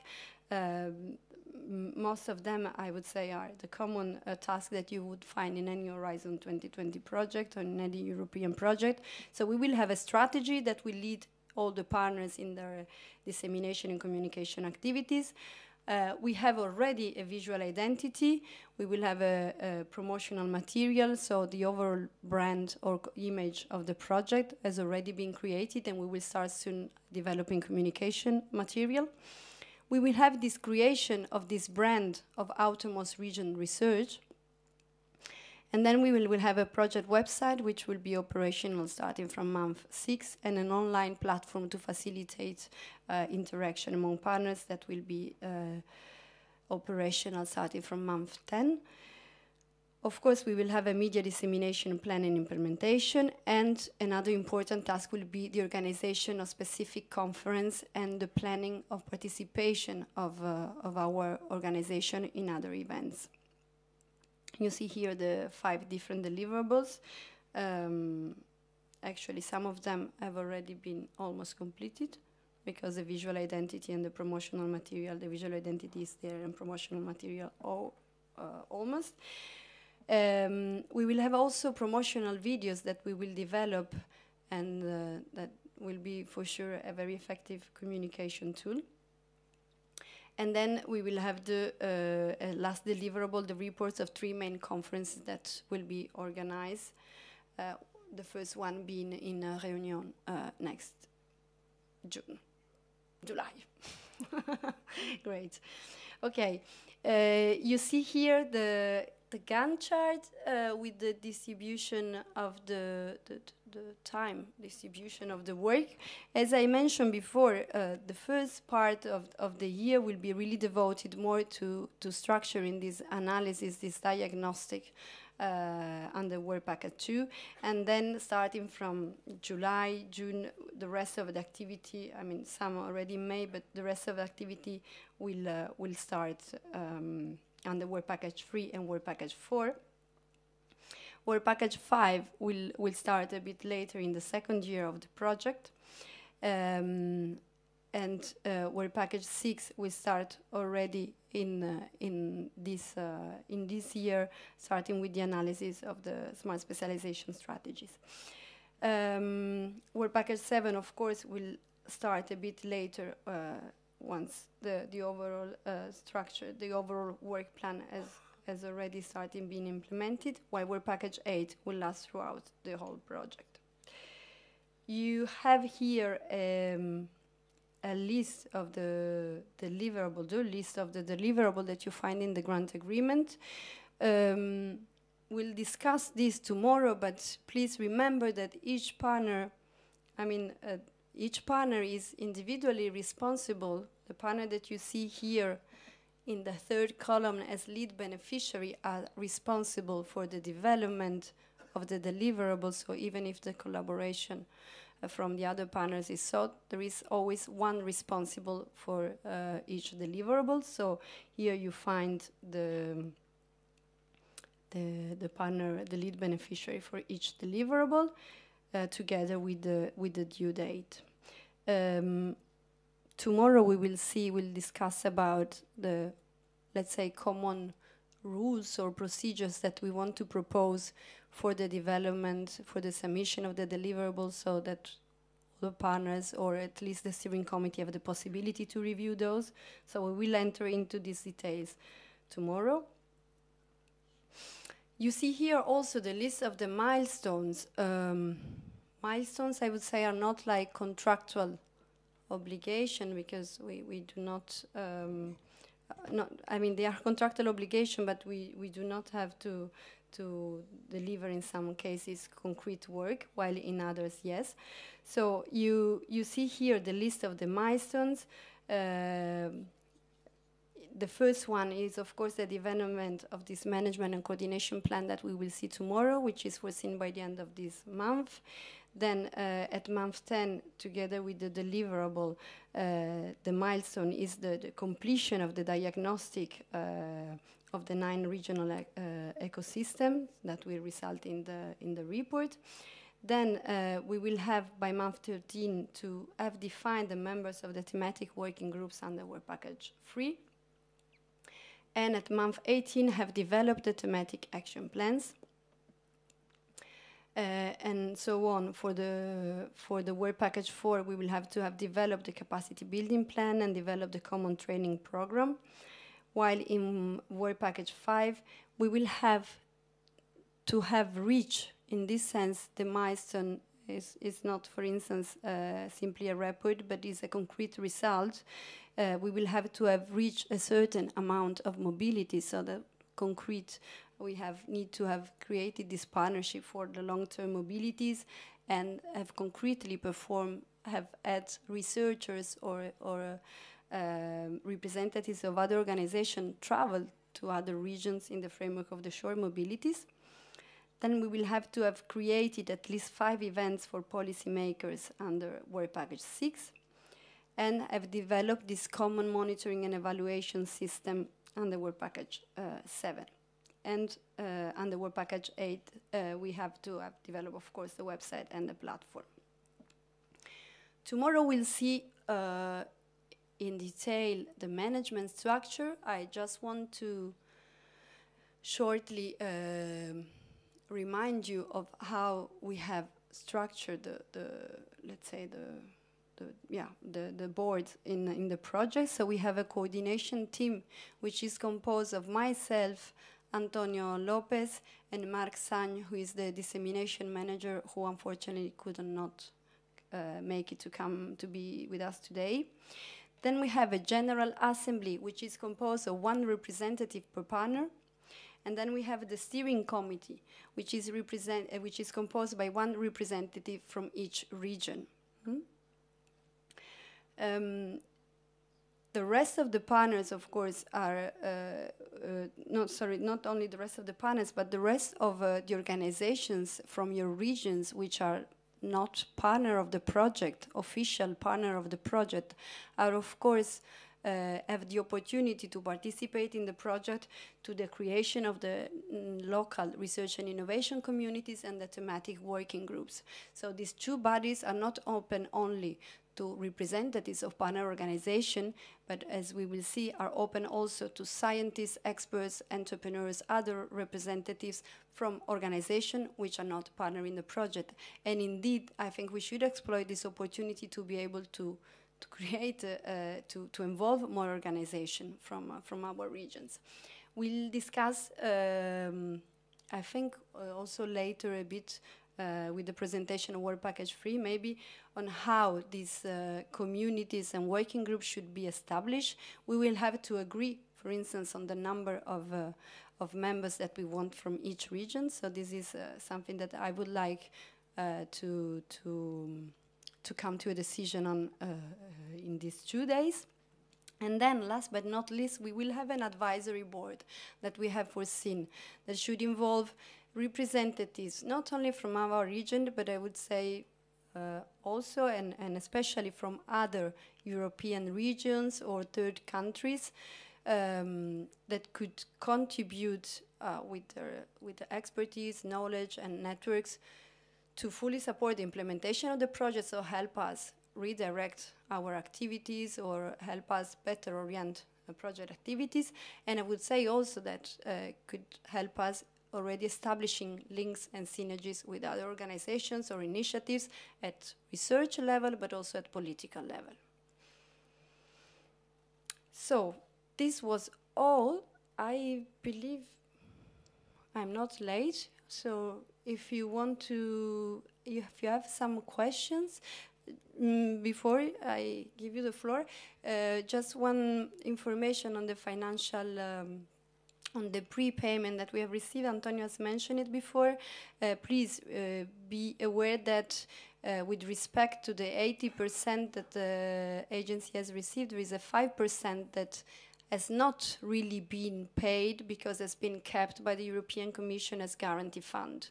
Those who are familiar with the Horizon 2020 know that the Commission always retains this 5% as guarantee, and usually, unless there are no major problems with the project, that will not happen, this 5% will be paid at the end with the final payment.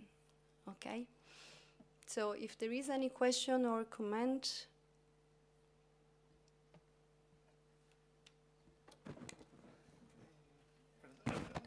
En relación a la financiación, antes dije que el porcentaje que nos había ingresado la Unión Europea, creo que recordar, dije del 85%, y no es 85%, es el 75%, que me lo recordaron antes. El importe sí estaba bien.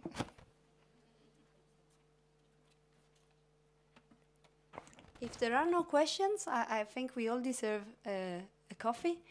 So I would invite you to join the coffee break, which is here, right, Antonio, or in the azotea? Okay, here. Okay. Okay, so it should be just, if you go left, you will find the coffee break.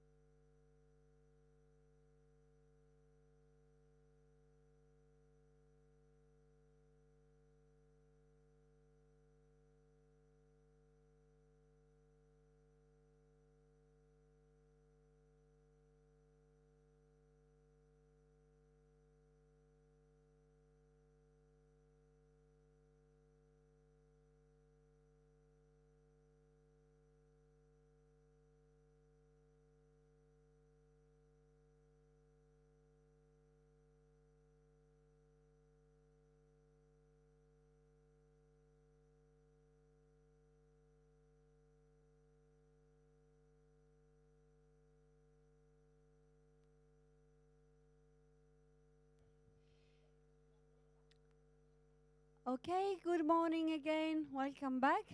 Two informations. The first one, if people who have not registered yet for the visits of the 14 and the 15, please do it today. You will find a list, so a kind of registration list at the reception desk, at the registration desk. I remember you that on 14 we have the visits to the Marine Pole, and on 15 to the Technological Institute of Canary Islands. So please, those who have not done it yet and are willing to make the visit, register outside. Also, a second, okay. A second issue, Vanessa was pointing that out, and I want to make sure that we all share the same information. The description of the work, so the project proposal, has changed since the development phase, and the current version, the final version, is the one that is enclosed to the grant agreement. So also during the online meeting, there were some confusion about the deadlines, but please refer to the deadlines which are indicated in the grant agreement in the Annex 1, which is the description of work. You all have received the grant agreement, so you all have the description of work, the project. Okay, so please make sure that you are checking the correct document. Okay.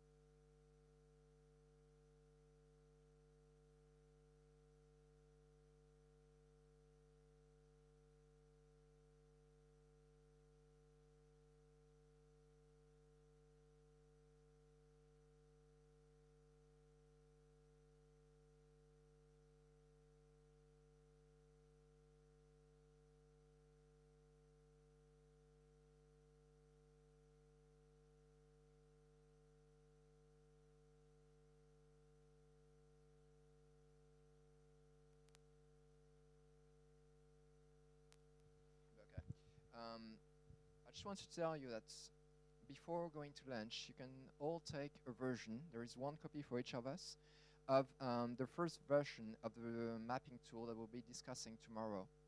So if you want to check, have a look at it, that'd be great. Before tomorrow, that'd be ideal. Otherwise, you can always make some comments so that we can improve them and work on it together. Okay?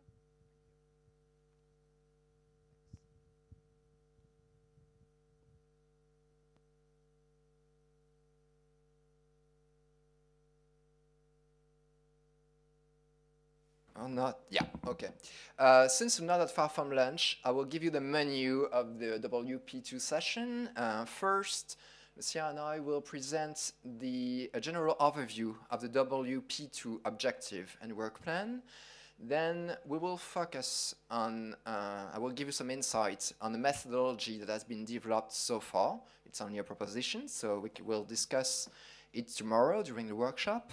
And if we do have some time, then we're going to exchange and learn from each other on the monitoring system that is in place in each region so that we can actually make sure that the plans we have developed are realistic and that we can make sure that they will be done during the project. To begin with, almost a year ago, I will start with the presentation of WP2.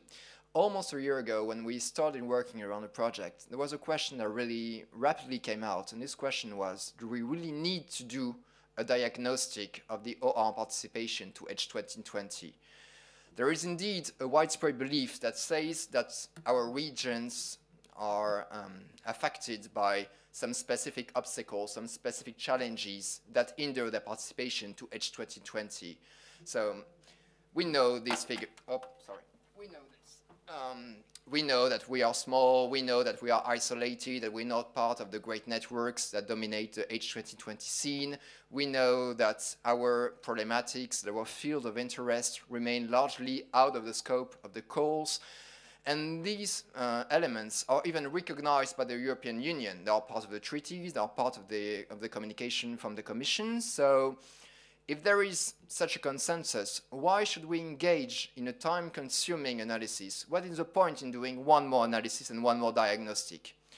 Well, first of all, we need to question collective representations, because these elements, they are not facts. They are basically representations. They are part of a discourse, of a vision that says that our regions are handicapped and that they can't do anything good. So, but we do believe that we have difficulties and that to access to H 2020, we claim that our performance is limited. But how do we really compare to other regions? We do have some insights from the Regional Innovation Scoreboard, but for instance, there are no data for the French OR. And as for the H 2020 is concerned, we don't have any information. The second reason that justifies the fact to engage in a diagnostic is to acknowledge the diversity of the OR. We do share some similarities, but there are also singularities in each of our territories. We know that being subjected to the same rule of law doesn't mean that we are the same. There are some key differences between our territories, and especially when it comes to H 2020. Some are really good performers, and other regions are newcomers to the scene. And we know that we need to recognize this diversity. And treating the OR as a single unit is not only a limit to comprehension, it's also a limit to the effectiveness of the policies we'll be implementing. Because we know that effective policies should always be grounded on local situation, should be grounded on facts, on a real diagnosis. And we can't really rely anymore on a one-size-fits-all approach that says that all measures will be good for all the OR. We need to make sure that the policy we are implementing do correspond to the bottlenecks, to the challenges that really affect each region. And this approach is actually recognized and by the European Commission. In its last communication, the European Commission insisted on the fact that we should have a differentiated approach of each OR, that we should go from this one-size-fits-all approach to a more tailored vision. The fourth reason to get to this diagnosis is to work together, to learn from each other. You know that some partners know perfectly their ecosystem. They know what the blockages are to H 2020 and others don't. And guess what? The whole point of a H 2020 project is to work together. It's a collective adventure. So in a sense, Forward is a wonderful opportunity to share knowledges, to share tools, to share practices and return experiences, and to work together to improve our participation. And by helping each other, we will also help ourselves. We will progress in a way we can access to H 2020. And the last reason is to create knowledge. You know that that the whole point of H 2020 is to create and to spread knowledge around the Union. And we sometimes insist, or we frequently insist, on the idea that we should see the OR as living labs to design solutions that could be exported elsewhere. And what we want to do in the Forward project is precisely to develop a methodology that could be exported, replicated in other territories.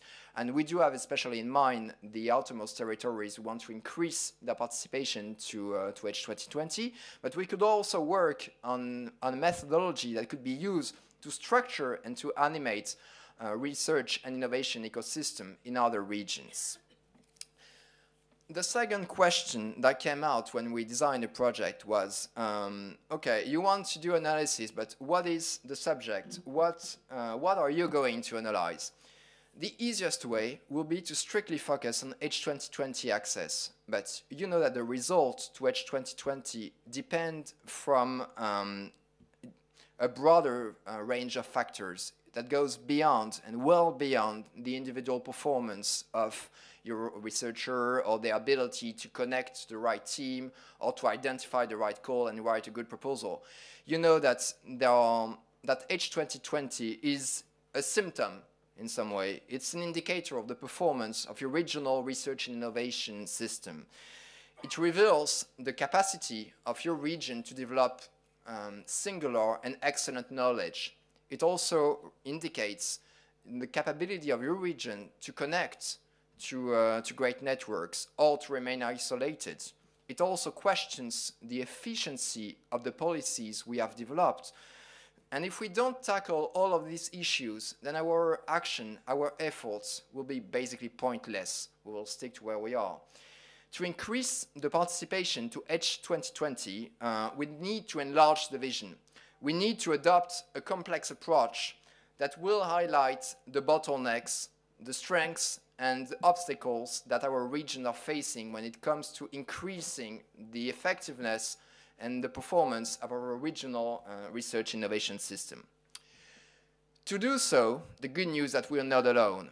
For the last 20 years or 30 years, there has been a very dynamic field of research that's been developed in the European Union that is called the Regional Innovation System approach. And this approach is basically used by all policymakers in the Union to structure and to animate the regional ecosystem.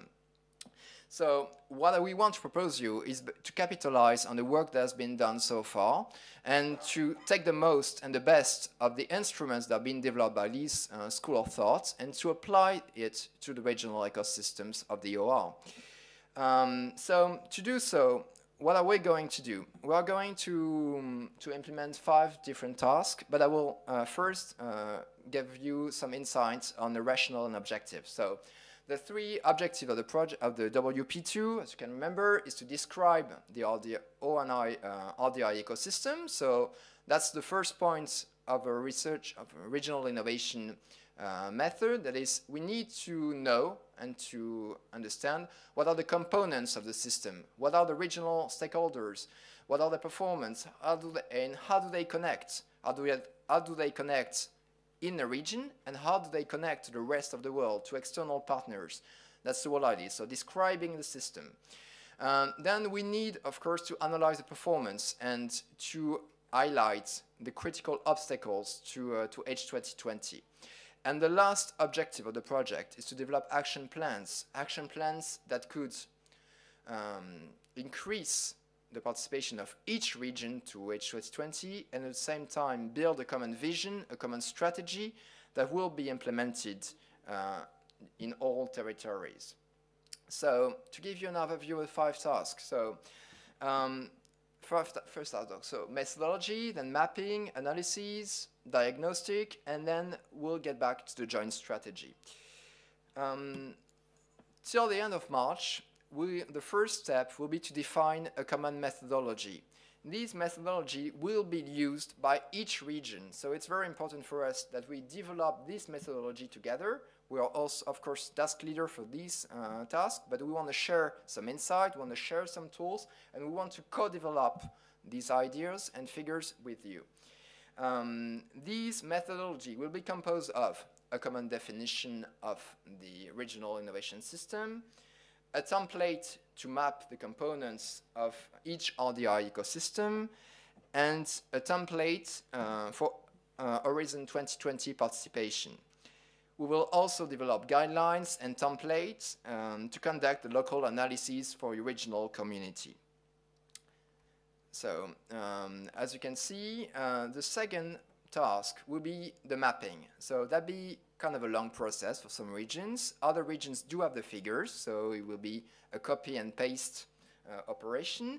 But the whole idea of the mapping tool is to share the results with the other task of the project. The result of the project will be used to build the dashboard, the monitoring system that is that will be developed in a task 7, and we will also use the data that will be collected to build the regional platform that will highlight the capacities of the regional of the OR as well as the project. So you'll do the mapping. It will take some time for sure, but I will guarantee you that the information that will be collected will be used to maximize the result and the effect. So the third action that we need to do, the third task, is the analysis. The idea of the analysis is to capitalize on the data that will be collected and to mobilize the regional community, researchers, entrepreneurs, and transfer structures as well, to question your system, to highlight the main strengths as well as the obstacle that hinder the participation to H2020. And this is a really important point because we're going to engage in a real large analysis, but when it comes to the action plan, we're going to shrink the vision to H2020. We're not here to design a new risk-free strategy. We're not here to design a new approach that will transform the way we are seeing the OR. We're here to understand, to point in the system on the specific things that hinder the participation to H2020. So to do that, we need an approach that will point at the direct or indirect factors that influence the participation, but the action will be focused on increasing the participation to H2020, just to reassure you. Once we've done that, we're going to capitalize on the data and the analysis to draft a regional report. And this report will basically give you some information on the regional profile. What is the region's strength? What are the obstacles that it is facing?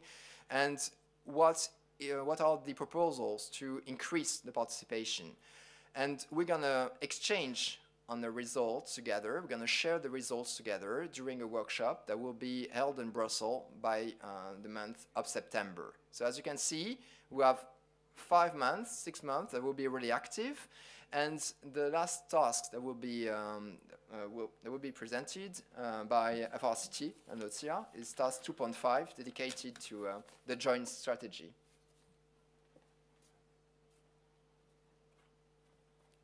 Thank you, Philippe. This task 2.5 will be of our responsibility, FRCT from Azores. It has also a link to the work package that we are leading, because it's the joint strategy that will be also, as you're going to see all through the presentation, important also to give inputs and receive inputs from the work package that will be work all through the 36 months. So the task name is Co-Creation and Joint Strategy for the ORRE ecosystem performance. It will be our responsibility, but it's important to stress that all partners will be involved to credibilize and fulfill a goal that will be also for the benefit of all of us. And we'll start at the month 8th. It will also be fed with all the work that will be done in the beginning of this work package 2 that already started. I think, is it working? Oh. And it will finish 2 months before the end of the program. The vision here is to present a common vision, mission, and values on a way that we know where we want to go, how we will do it, and what are the values that will lead us to this final vision together, with the intent of promoting, supporting, and improve the way we also participate in the EU framework program. Here we have a vision of the whole work package 2, and how the task will be inside this work package I will develop. So in this case, we have the milestone 10, that will be very important, that will also already have the first draft of the joint strategy that will develop all through the months of this task, and will have its highlight would be finished in the 34th month. It will be based on the WP2. It makes sense because it will be based on the diagnosis and the needs that will come out of the diagnosis, and the mapping where we'll also have more clear vision of the actors involved, and also the link here with the WP4 of our leadership that will feed through knowing better the needs and the actors, which capabilities do we have to work in. This national approach will be in the first stage to design the document. Like I mentioned before, the initial vision of the mission, vision, values. Also, this will propose orientations in several levels that will be also worked through the work packages, capacity building and training in the work package 4, the networking actions in work package 5, the policy making that will be also on the work package 6, and in communication in the work package 8. This also to be engage all the project partners in a way that we will exchange the ideas, the good practices, and build from the basis this joint strategy in peer learning and mentoring activities.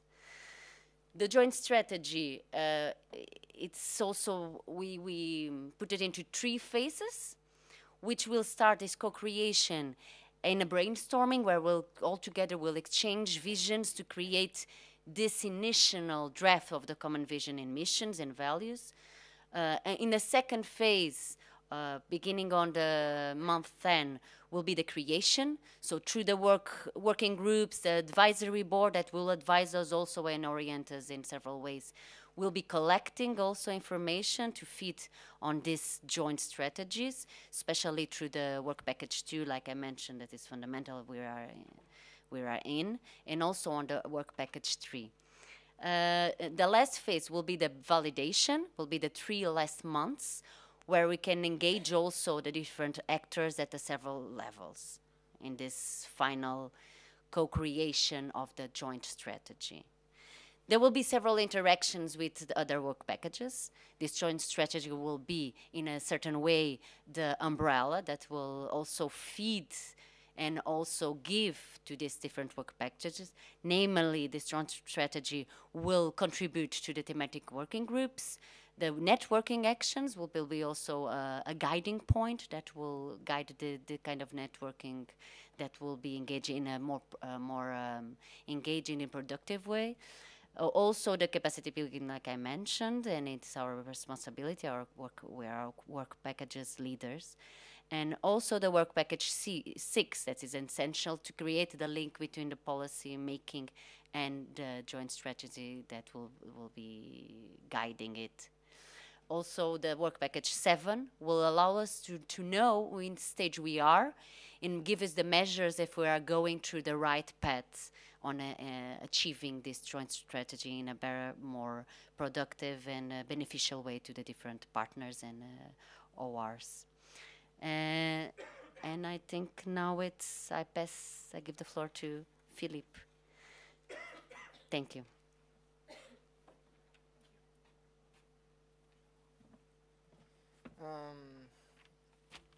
Okay, this is an illustration of the work plan that is going to occupy us for the next 6 months. As you can see, it's pretty complex and simple at the same time.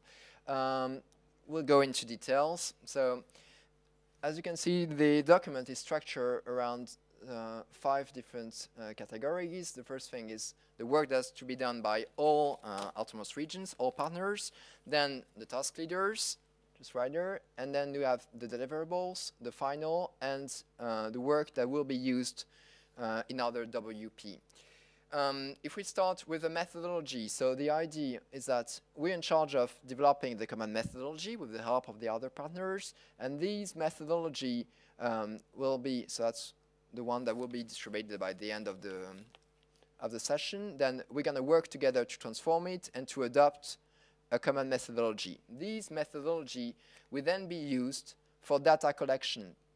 You can see the idea is to use the Excel file, the tool, to monitor the different data that are available in your regions.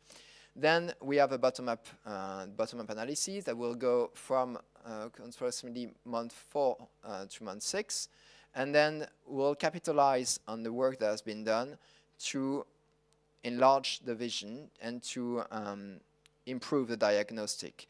And those things will be used by Nexa to make a comparative regional, if it works, sorry, a comparative analysis. And this work will be shared among all of us during the comment session. If we go into, I will then give you an overview of what has been done so far. So the first subtask that has to be done is to agree on a common definition for regional innovation system. We'll do that tomorrow during the workshop, but we have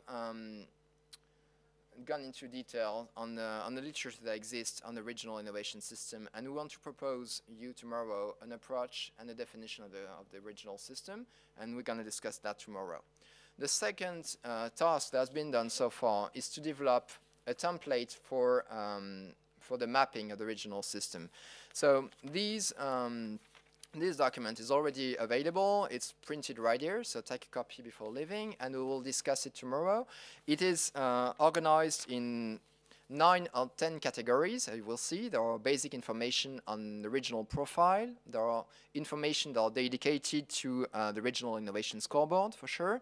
There are some info about the RIS 3 priorities, information about the RDI priorities, about the policies that you're implementing, as well as significant initiatives, info about research capabilities, information about research and indicators as well. And we have tried to compile the major indicators that are basically used through the literature, being from the OECD, from the JRC, from the European Union. So the indicators were not invented. We tried to identify the best indicators. Of course, you will see that there are plenty of indicators. We're not sure that we're going to be able to complete all of them, but that's also one objective of the Forward project. That is to illustrate the fact that we do lack some data to really know what is going on in our regions. So we'll do as much as we can, but if we can't go through it, it's no big deal. There is also, we have developed with my team another tool that is dedicated to H2020. Unfortunately, we developed it quite late, so I won't be able to give you a printed copy right now, but we will discuss it tomorrow afternoon, and I will send you tonight an electronic version so that we can consult it before we work on it during the workshop. And it's basically the same process. The idea is to collect as much data as we can on a profile of the actors that take part in the H2020, to collect data on the existing H2020 proposals, as well as on the projects that are currently going on, so that we can identify some regularities on the most determining factors that explain the performance. All the data that we're going to produce will be transformed by Nexa into dashboards and illustration that will be used during the project. So that's our promise. We have developed at Nexa an observatory which is in charge of collecting the data on the regional level and to transform it into visual identities and visual information. So basically all of us, all region, will be responsible of handling an Excel file about its region that will compile all the information being on the regional system or H2020, and then we'll extract these data and aggregate it into the platform using a business intelligence system, and we'll then produce the dashboards that will be made available to each of your region. The last task that we need to go through is the production of guidelines and templates for the good practices collection, for the survey, as well as the workshop. We've been working on it for the past month. It's not yet available, so we are looking forward to share this information with you by the end of the month. And we will discuss it together, of course, to improve the propositions and to make sure that it corresponds to the needs of the different stakeholders of the project. And that's it for the presentation. If we do have some time, I think that would be useful that we can share and learn from each other on how advanced the monitoring system is. What kind of information do you have? Do you think that your monitoring system is pretty performing? Or do you think that you're going to need that it will be a real challenge to collect the data and to nourish the diagnosis? So if some of you want to share with us, that'd be really nice. Otherwise, we are, of course, eager to answer to any question you might have on the methodology. Thank you very much.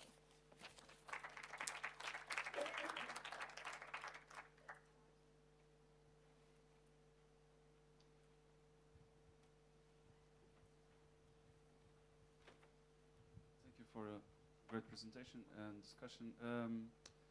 Should we concentrate in more than Horizon 2020? Should we think about Horizon Europe, for instance? Because it's kind of late to... I know it's definitely too late to influence even Horizon Europe, I guess. That's the challenge. It's a point that is really important and that we need to address right now, actually, because we know that if we want to have an influence on Horizon Europe, we should be ready by the end of May at the latest. So that's a responsibility this year, right? Of this year, right now. Yeah. We know that the budget is actually going on right now. We know the negotiations and that the drafts are going. So I think that's a point we need to address via the advisory board, for instance, and to make sure that we do have some representative from the European Commissions, from people that could actually become ambassadors of the outermost regions, that we can share with them some insight and make sure that the conclusions and that the recommendations of the OR are well taken into account into the new policies. Otherwise, we will wait for the next programmation in 12 years or so to make sure to have some concrete results. So, yeah, I totally agree with you. Should work on that. Yeah. And the other thing, just we have all our information already in digital format, and we have a portal that we can give you access Oh, perfect. to. Okay. But the issue is we lag a few years, so yeah. The latest year we have is, for instance, indicators from 2017. So that might be an issue. Well, you know, in France, we're pretty good at archaeology. That's a good field of research. And when it comes to the OR, usually you have the information that goes back to 4 or 5 years for the more recent. So we know that the diagnosis will be kind of different between the different versions. And as I was telling you before, it's also part of the project to highlight the fact that we do need to work on the monitoring system in each region and to lift the obstacle that exists in some region, and especially in the French OR. But that is due to the national organization, which is pretty specific. It's kind of a post-colonial legacy. So we do hope to progress on that, and if you want to share data right now, that'd be with a real pleasure. There is a copy for each of you, so if you want to have a look at the documents, we will discuss it tomorrow.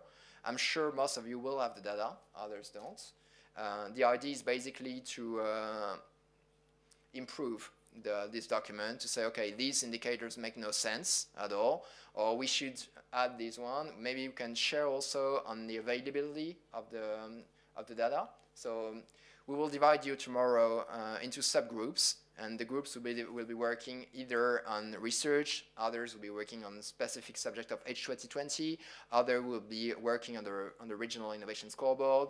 That's how we plan to do that. Make you react and adjust the indicators that will be used tomorrow. Okay? So in the sense that there will be some lag between the different regions, you might want to consider in this mapping tool looking at some statistics, yearly averages, 5-yearly averages, things that can provide us some indication and be able to compare different regions, because we don't have the same years, but we might have the mean of the last 5 years, for instance? It's always a trade-off between the ideal as a researcher, that is to have long-term and vision and to have the most precise data. And of course, I would dream of that. I will dream to have, for each region, the long-term vision and to have like, information on the last 20 years or so. But I guess that some regions don't have this kind of information. That may take some time. So this is one of the work we need to do right now. That is to define together what is the range of information we're going to collect, how long are we going to get back, and what is the year of reference we want to address. So that will be done through the comparison of the available data for sure. Yeah.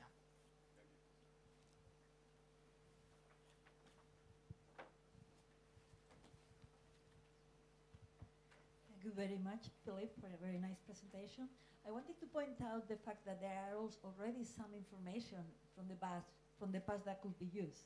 Yeah. For example, in Eranet Biome, there was a collection of project funded and programs.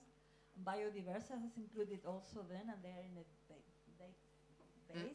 So, I mean, we don't need to start from scratch. There might be something there that could be useful too, and we should take it into account. Yeah, that's a really good remark. The objective of the WP2 is not to elaborate a diagnosis, a global diagnosis of each OR in 2 months. We know that we will capitalize on the data available. The idea is to collect this data, to make it available to each and everyone, and to compare the regions. I wasn't insisting on the need to highlight the singularities of our different regions. And we do believe that during the 2 or 3 months that is coming, we will need to base ourselves on what is existing. So the templates, as I was telling you, are made of indicators that are well known, well used, for which you have already the figures. So this is to ease the process. We don't want to redo everything. That's the idea. Okay. We will focus on the analysis and then the action plan. That's the real thing important in WP2.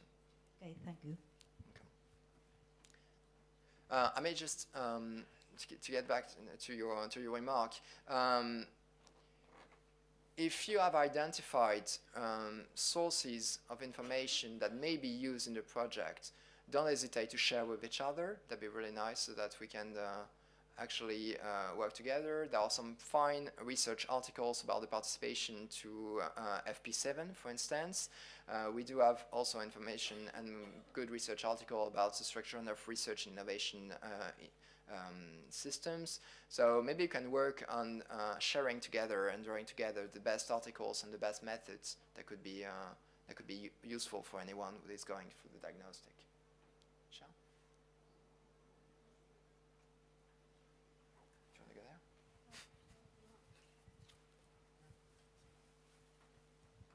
Yeah, I just want to remind you, I'm sure you know that all Horizon 2020 projects which have been funded are public. Yeah. I mean, there is this big database where we can do advanced search and search, for instance, even by city or region, and so get the whole list of funded projects. Yeah. We'll use the CORDA for sure, and the CORDIS database to do that. We will give you some information on how to use it if you don't know it. And there is also great business tools that could be used to identify the actual and potential connections with other regions and other partners. I was thinking about tools like Expronova, for instance. So what we can do, if you agree on that, is at the end of the first mapping of the regional stakeholders that constitute your system, if you want, we can use Expronova to make a kind of first, to give you some idea on what are the actual connections, what are the partnerships. We can do that for you if you want, because we do have the codes, so that'd be easier, I guess. If you guys have the licenses, you can always do it. But yeah, we'll try to help you as much as we can in the process.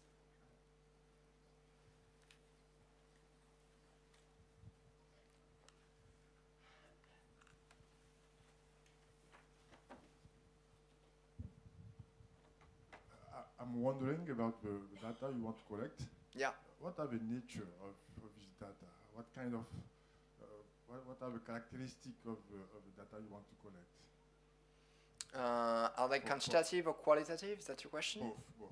Okay, there are both type of data. As you will see, there are plenty of quantitative data that are extracted from the main publication, original innovation system, as well as H2020. You will find plenty of them. And there is also, and this is part of the project, the idea of associating the regional community through surveys, through workshops, so that we could collect very precise and very qualitative data on the experiences of the people that have engaged themselves in H2020 of EP7.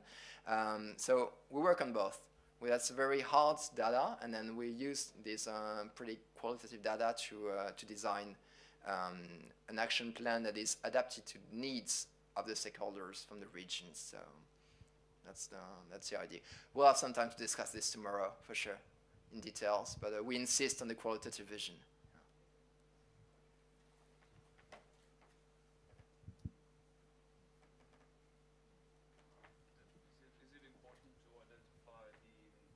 Important to identify the networking that is going on as far as...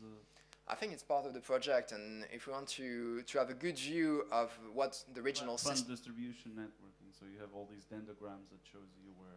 Yeah, that's why I was thinking about the idea of using Expernova or other systems. They help you very much to draw the connections and to identify what are the networks that are actually implementing, and it will be also useful to connect to the best networks once we have identified the regional field in which we want to engage ourselves. And I think that having a look at the network, considering the external links, are definitely part of the diagnostic. Because if you want to know what the system is, you need to know how it is organized, but at the same time you need to know what are the connections, how it is influenced by external factors, how it is eco-organized, how it inscribes itself into an ecosystem that's larger than itself. So that's precisely what we are going to do. It's a large task, we know it's huge, but that's the whole part of H2020. We need some ambition. We need to do something that at the same time is exciting for people who come from research background as well.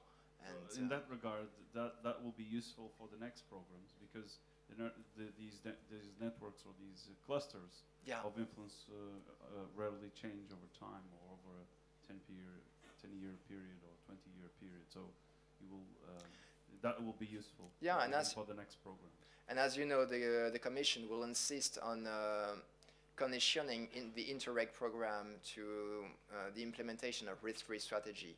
So it will take a larger part in the program, and the whole point of Interreg will be to develop networks that will be able to bring concrete innovations, demonstrators, platforms, things that will be tangible. So in a sense, it is really important for us right now to identify the thematics in which we want to be strong, to connect with each other in the outermost regions, and then to share with other and enlarge the circle with external partners.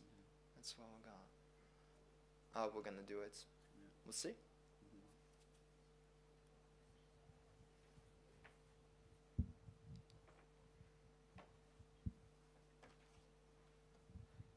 Thanks for the presentation, and I really expect to have something very interesting by the end of the exercise, because it seems very exciting. I wonder if it's possible that that the results of this exercise will be presented to our policymakers at one step, because most of the time they have, I would say, not the exact idea of the RDI ecosystem. We know it is crucial for the next programmation, and to give them some graph, some clear view, and so they could really grab what's the key issue in order to ease the process and to faster. Yeah. When could it be possible regarding the timeline? If we get back to the timeline, then as we'll see, okay, we go right here. So with some, we expect the different region to elaborate the regional data Excel file by the end of month 5 or 6. So that will be around June, I guess. Once we collect the data, we'll transform them into figures, into dashboard that will be made available to all of you. So it will take us no more than 2 weeks, I guess, to transform this. So you could have these well before drafting your regional reports. And I think that the elaboration of this report is especially the opportunity to associate your regional policymakers so that they could be part of the diagnostic. I know it won't be easy for each and every one of us, because we want to make something this diplomatic that could be heard of our regional governments, but at the same time, we need to be honest in some way, and we need to insist on what the blockages are and how we could lift them. So I think that maybe we may have 2 reports, maybe one internal for each and every one of us to discuss it and to know how we could improve, how can we lift the barriers through sharing and learning from each other, and then we'll have, of course, the diplomatic version that will be transmitted to the European Commission, to policymakers.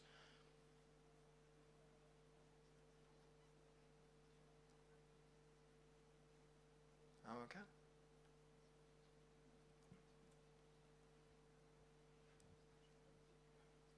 Okay. Well, thank you very much. We'll have some time tomorrow to exchange on the availability of data. We have included these items into the Excel tool. So we have some we were based on stereotypes with the idea that the French OR share the same problems, that the Portuguese OR have the same information available. We're not sure if that is really true or not. We'll see that tomorrow. And that's the point of the exercise. Well, thank you very much. Did I say to take a copy at the end of the workshop?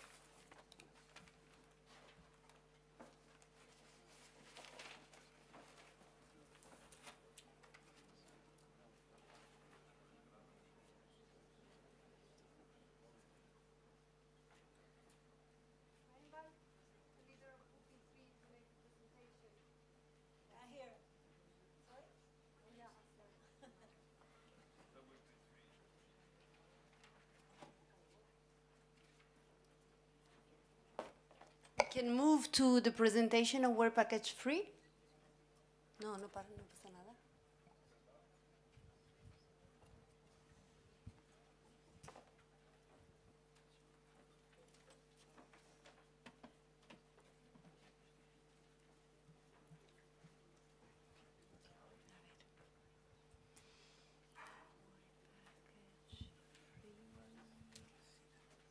No, después para la discusión, ¿sí? Vale, gracias.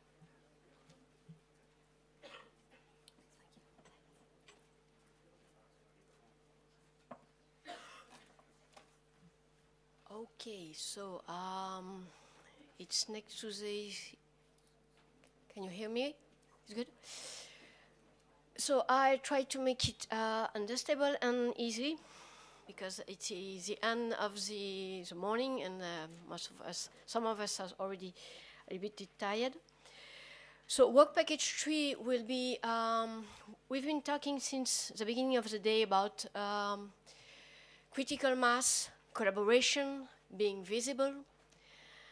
And one of the key achievements of Work Package 3 will be to create thematic working group which will build this critical mass and to foster collaboration among OR, but also with other experts from continental Europe as well as third countries, depend.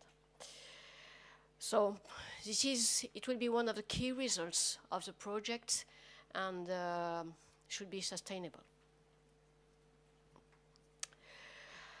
So there might be some difference regarding the starting date, as Michel mentioned a few minutes ago. The main objective of Work Package 3, so critical mass, being visible in common strategic field, share among OR, which will be the results of Work Package 2 activities. Develop cooperation and collaboration in this field of common interest So it means we will have to identify interesting partner, interesting network in Europe. And also work in a long-term perspective. We have to be sustainable after the end of the project, because it is one sometimes of the weaknesses of some H2020 project of FP7. At the end of the project, everything finished. We have to still continue to collaborate and to find a way and to think about it from the beginning of the starting of the thematic working group. So there will be some different deliverables. The list of the members of each thematic group and the topic of those thematic working group, the action plan of those each thematic working group, and also the sustainability solution which could be implemented to make them work in a long-term perspective. So we will have to interact with different work packages, feed them, and also will be nourished by those work package. As underlined during the presentation of work package 2, there will be some different interaction. Work package 2 will help us to identify the common field of interest and then the possible thematic working group. It will also be feed, and it will feed the drafting of the joint strategy of OR. Further, as there will be some action about training and how to be efficient and how to better mobilize as next program Europe about the Europe and other interesting horizontal program at the EU level. So which training, and also which network, so work package 5 as well. And as underlined in the presentation made by Michel, work package is about recommendation at the EU level, but also at the local level. So what to promote, what to claim, and also how to present and to be so that OR concern and OR strengths are more visible in the program which will be designed or which could be supported at the EU level and also at the local level. So there will be some close relation between the different work package, and we have to take this into account when we will have some meeting and to optimize piggybacking. So, concretely, from the research and innovation ecosystem diagnosis, we'll have to identify the thematic working group. Those thematic working group will be composed of research and innovation ecosystem from each OR and also experts and other representatives for European and third countries. Meanwhile, we'll have to work together, and we'll ask for your feedback on the methodology to design this action plan, how to work with different groups. Each coordinator of thematic working group will be trained on how to design the action plan and also on prospective approaches. As mentioned, we have to work in a long-term perspective. And based on this, each thematic working group will have to design its thematic action plan and implement it during the project and also after the project and update it in a long-term perspective.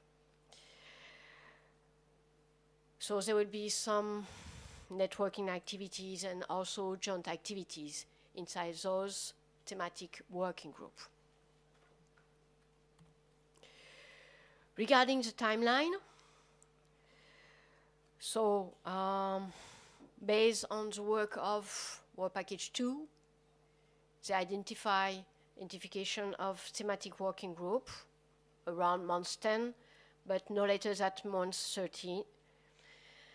And also the methodology and the first meeting of the coordinator of each thematic working group. The idea is really to create a community and to share among those coordinator of each thematic working group, so that they could share the methodology and good practices and to have the same view on how to manage. This will be a second meeting between those coordinators, also with some feedback from the advisory board, and which could give us their feedback about the content of the action plan, what to improve, what do we miss, and other interesting input. By month 18, we should produce the action plan and start the implementation, as well as to think about sustainability solution to make it work in the long term. So based on this, I have several questions, but I don't think we will have time to address them all now. And I hope we will have the opportunity to discuss about it on Thursday morning, and also exchange, thanks to web meeting, about the implementation, the installation of the thematic working group, and so on. My first question is about the number of thematic working group, because there's several. How many thematic working group will be? It will be possible to set up during the execution of the project, and how should be the topic of this working group? Should be focus or broader? Could it be cross-sectorial, and so on? Which criteria to choose those thematic working group? We've been talking about critical mass, for sure, or common concern. We should not forget it is not about research, but also research and innovation. So the completion of the value chain, research excellences, about innovation perspective, and also innovation opportunity of networking with other territories, and for sure the added value also to EU regarding our strengths, and because one of the aim of Forward project is to demonstrate to EU that we could bring added value, and we are in a good position to address some key issue.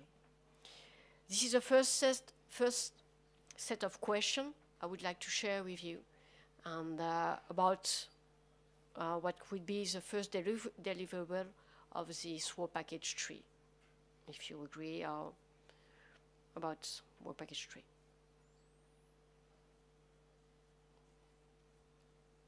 Do you think there's other questions, other point?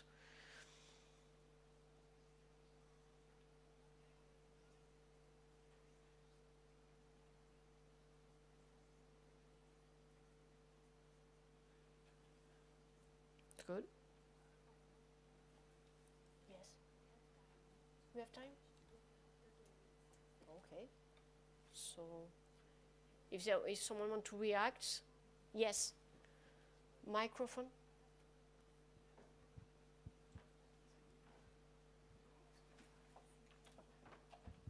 Hello, my name is Lucia Dobarro from Canary Islands.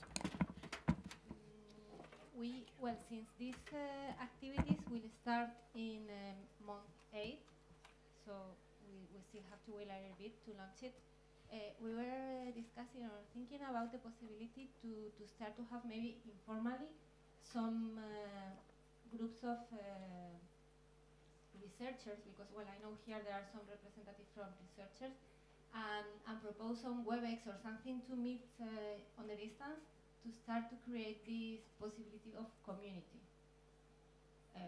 From if something already rise up today, that there is a group of people that is interested in keeping in touch, so we can propose a tool to keep in touch as soon as possible.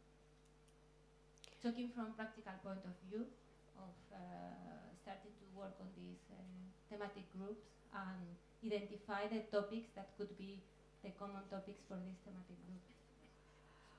Well, the thing is, thanks for your proposal, but for me, those thematic working groups should come out from what will come out from the work package 2. So I don't want, my concern is not to mobilize too early researcher and also SME, even if the aim of the project is to work together already on some topic. Just to propose this tool of meeting with yes. not for researchers yet, for the people that will be in charge of in the organizations of developing these thematic groups, to use the tool of web meeting. Yes, for sure. Yes, we will. We will have to use. Yes, yes, we will have this. We will have to use a web meeting to exchange among others, and each thematic group will have to exchange regularly to in order to design the action plan and also to agree on the ways they want to work, and also from, according to me, from each country, each OR, who want to be part of each working group that will be designed. But my first point is, how many working groups do we want to agree on to manage and to learn from them? Because the idea is also to learn from what will be implemented during the forward, to see how many other working groups we could set up between OR and with other countries. Should we have 4, 5, 10? I don't know. For me, 4, 5 would be better, but because the idea is also to learn from this exercise to improve it. Yes. Should we define the working groups based, for instance, on the smart specialization strategy of each region? Will that be a good baseline for the definition of the theme?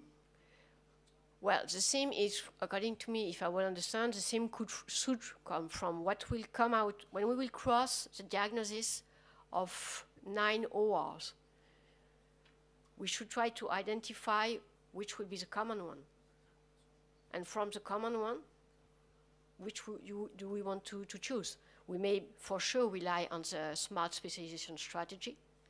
And then, if we do we want to have something very focused, something broader? And if we have something broader, how many people will be involved in each OR, and to make it work?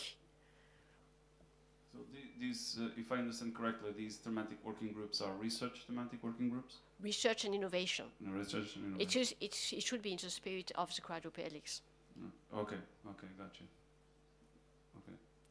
Can I ask you one more question? Yes, for sure. What have we defined research excellence? Sorry about the basic. Where is research excellence? It should be different. It's exactly one of the indicators we have to think about it. This is often coming, but we have to define on which indicator we will say what is research excellence is. Yes. And a follow-up question will be: is research excellence in OR regions the same as research excellence in well-developed continental regions? That's another issue. It's also a good question. But I cannot answer now. This kind of for me, this kind of question, we will have to address it when we make the diagnosis, because coming out from it, when we compare it, if we are successful to H2020,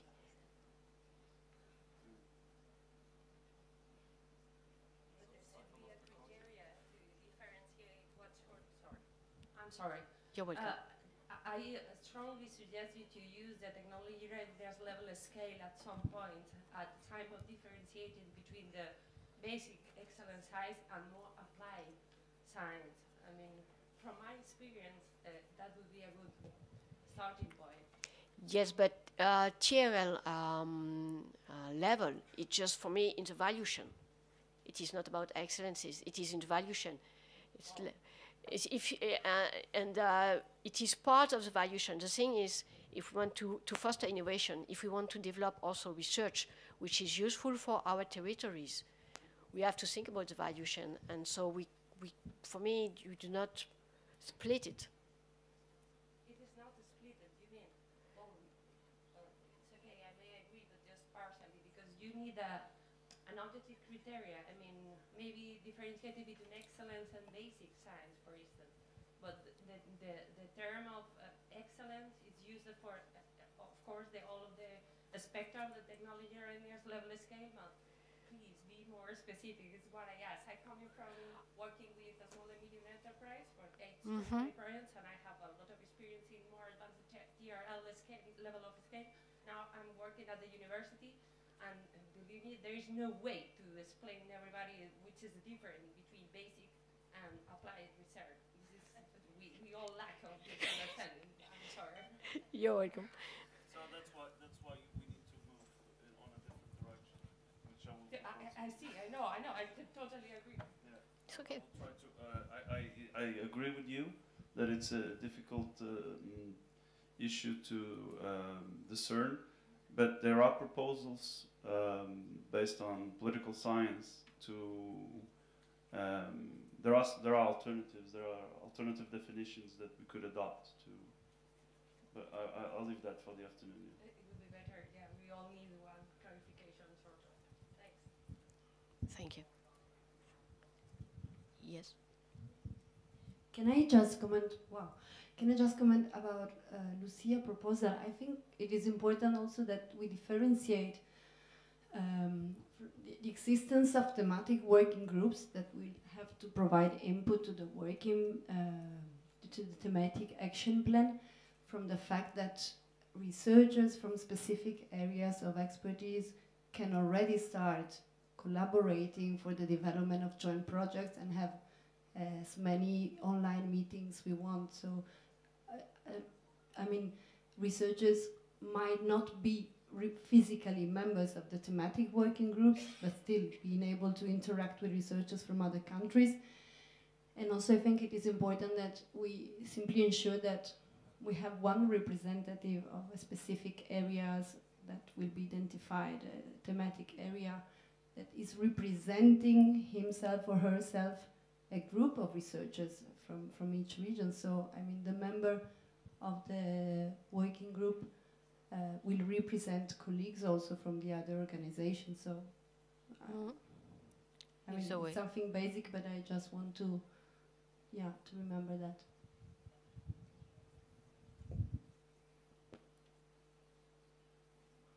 But anyway, regarding the number, what do you think about the number of thematic working groups we should try to set up?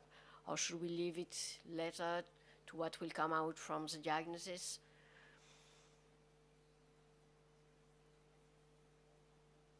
Because it will be to organize them, those working groups, they will have to work together to propose action plan and different action. So people will be mobilized, researcher, ACIISI, and other stakeholders might be as well.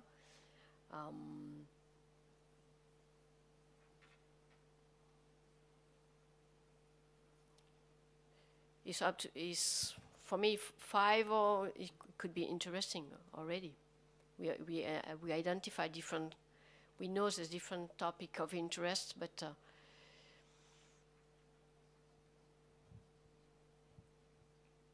if I can again contribute, but just, I mean, I take this as a brainstorming and general discussion.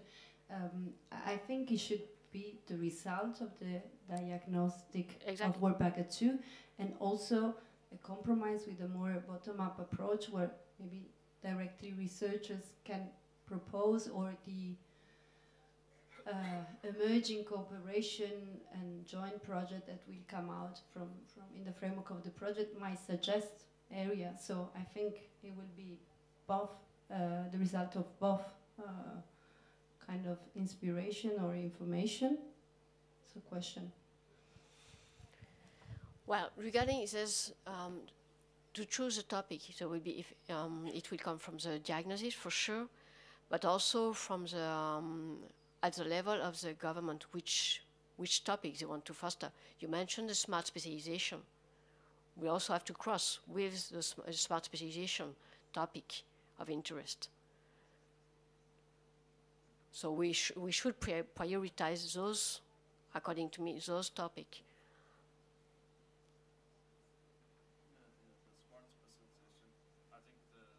specialization is a baseline definition of what the main themes that are inherent to each of the regions, of the sub-regions, therefore could be a starting point to define, and then by crossing those over, you will yet identify the common themes. Interest. Of common interest, exactly. So I think tourism will come up as one, or some large areas of the economy, climate change, things like that, risk assessment. There will be some of those that I would expect to be as part of this analysis. But there are obvious common threads, I think. Yes.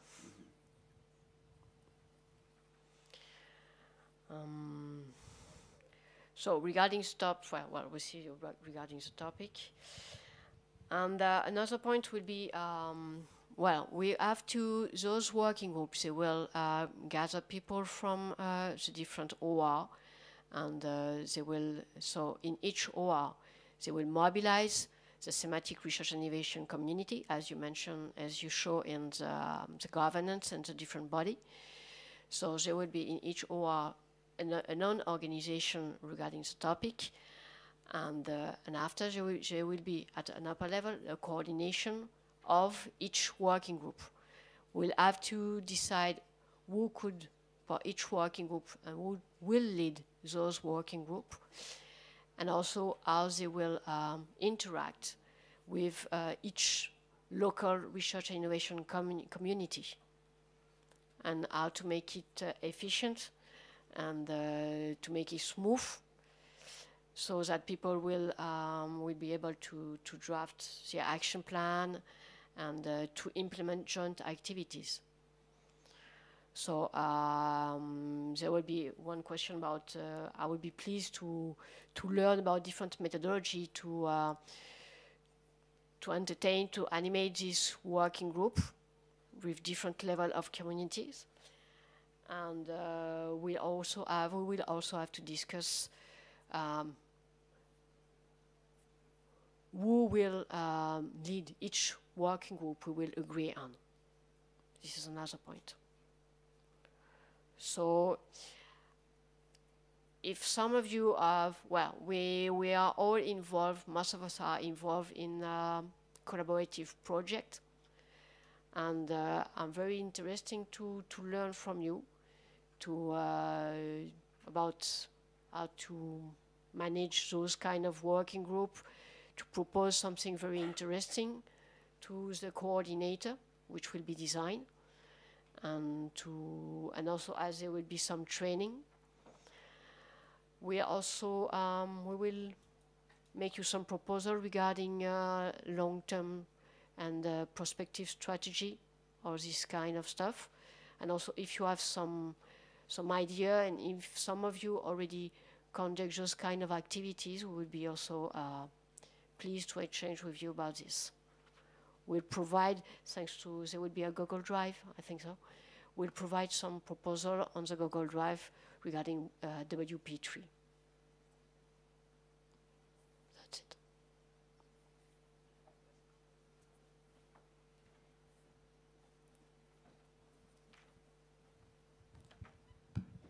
Thank you for your presentation, Vanessa. I have a question. Do you think it's enough time, 6 months, to develop an action plan? Because I saw you only have from month 13 to month 18 to develop.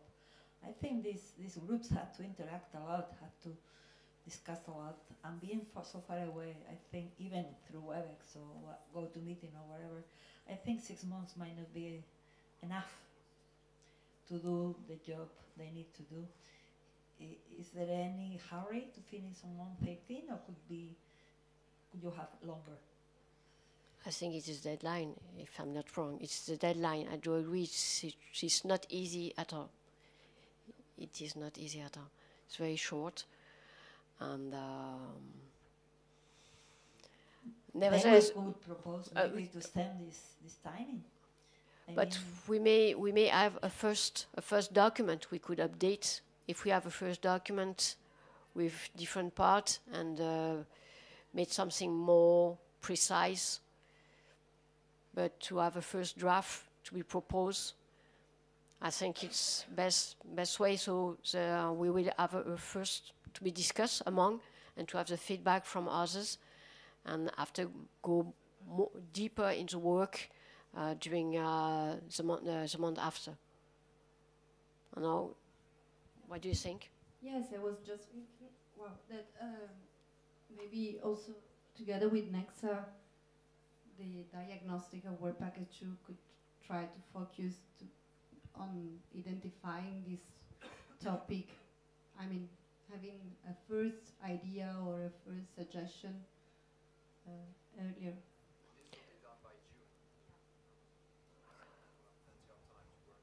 So if it is done by June, you have more time to start working on that. Therefore, but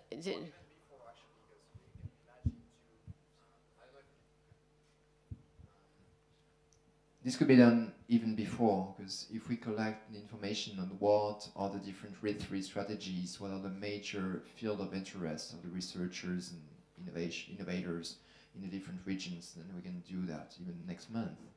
And it's not a big deal. No? I don't think so. But I think the point you just made is really important. We should maybe focus a little bit on a first report to just make sure that the network are working, test different groups, see what groups are actually wanting to cooperate, what groups could be animated. I'm sure you have plenty of people around the room that want to animate those groups, and if they don't really address your objective, and just jump to another thematic, because otherwise it will be very time consuming, I fear. Yes.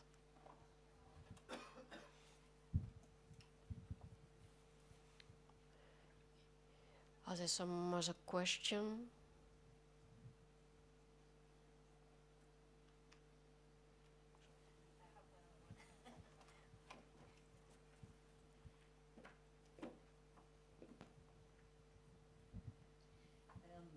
The articulation with the third countries will be done from each OR with the neighbors or collectively? How do you, because it's opportunity of networking with other territories. I think it's forcing to maybe include people from third countries or continental Europe within the working groups, no? Yes. Is this the way you will do the connection with them from their working? Or do you, for example, think it would be good to have one representative of each in each working group? Well, according to me, local community are the best to know which third country could be efficient to contribute to each thematic plan. So for me, when we mention research and innovation community at the OR level, they could be part of this OR level. And if, for instance, in the Caribbean, Guadeloupe, Martinique, and French Guyana, if we identify a common third country which is relevant, it could be maybe it will be part of the community. But local community are the best place to identify the third country which are more relevant. And thanks to the work done in Work Package 2, I think we will be able to identify also more relevant European partner. And we could also ask feedback from the advisory board, which could also propose partner we did not know, who could take part to this working group and to develop collaboration. Yes, because we all know that we have also people working in tropical and subtropical things in Yes, mainland. We exactly. have partners in several projects. So yes. We have these connections. Thank you. You're welcome. So that's it, me.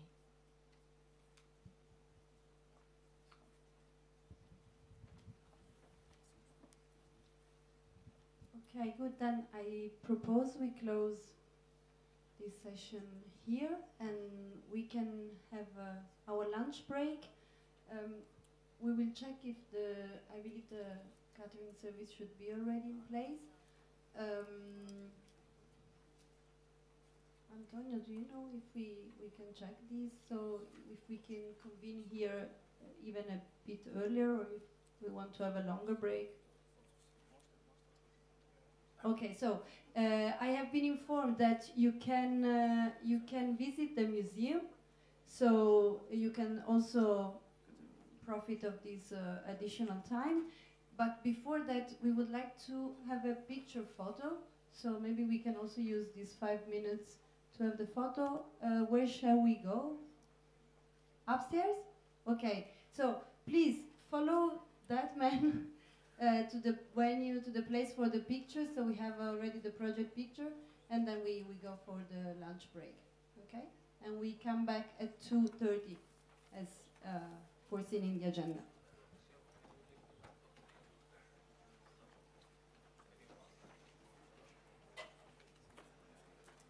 You can leave your bags here and computer. There will be somebody checking.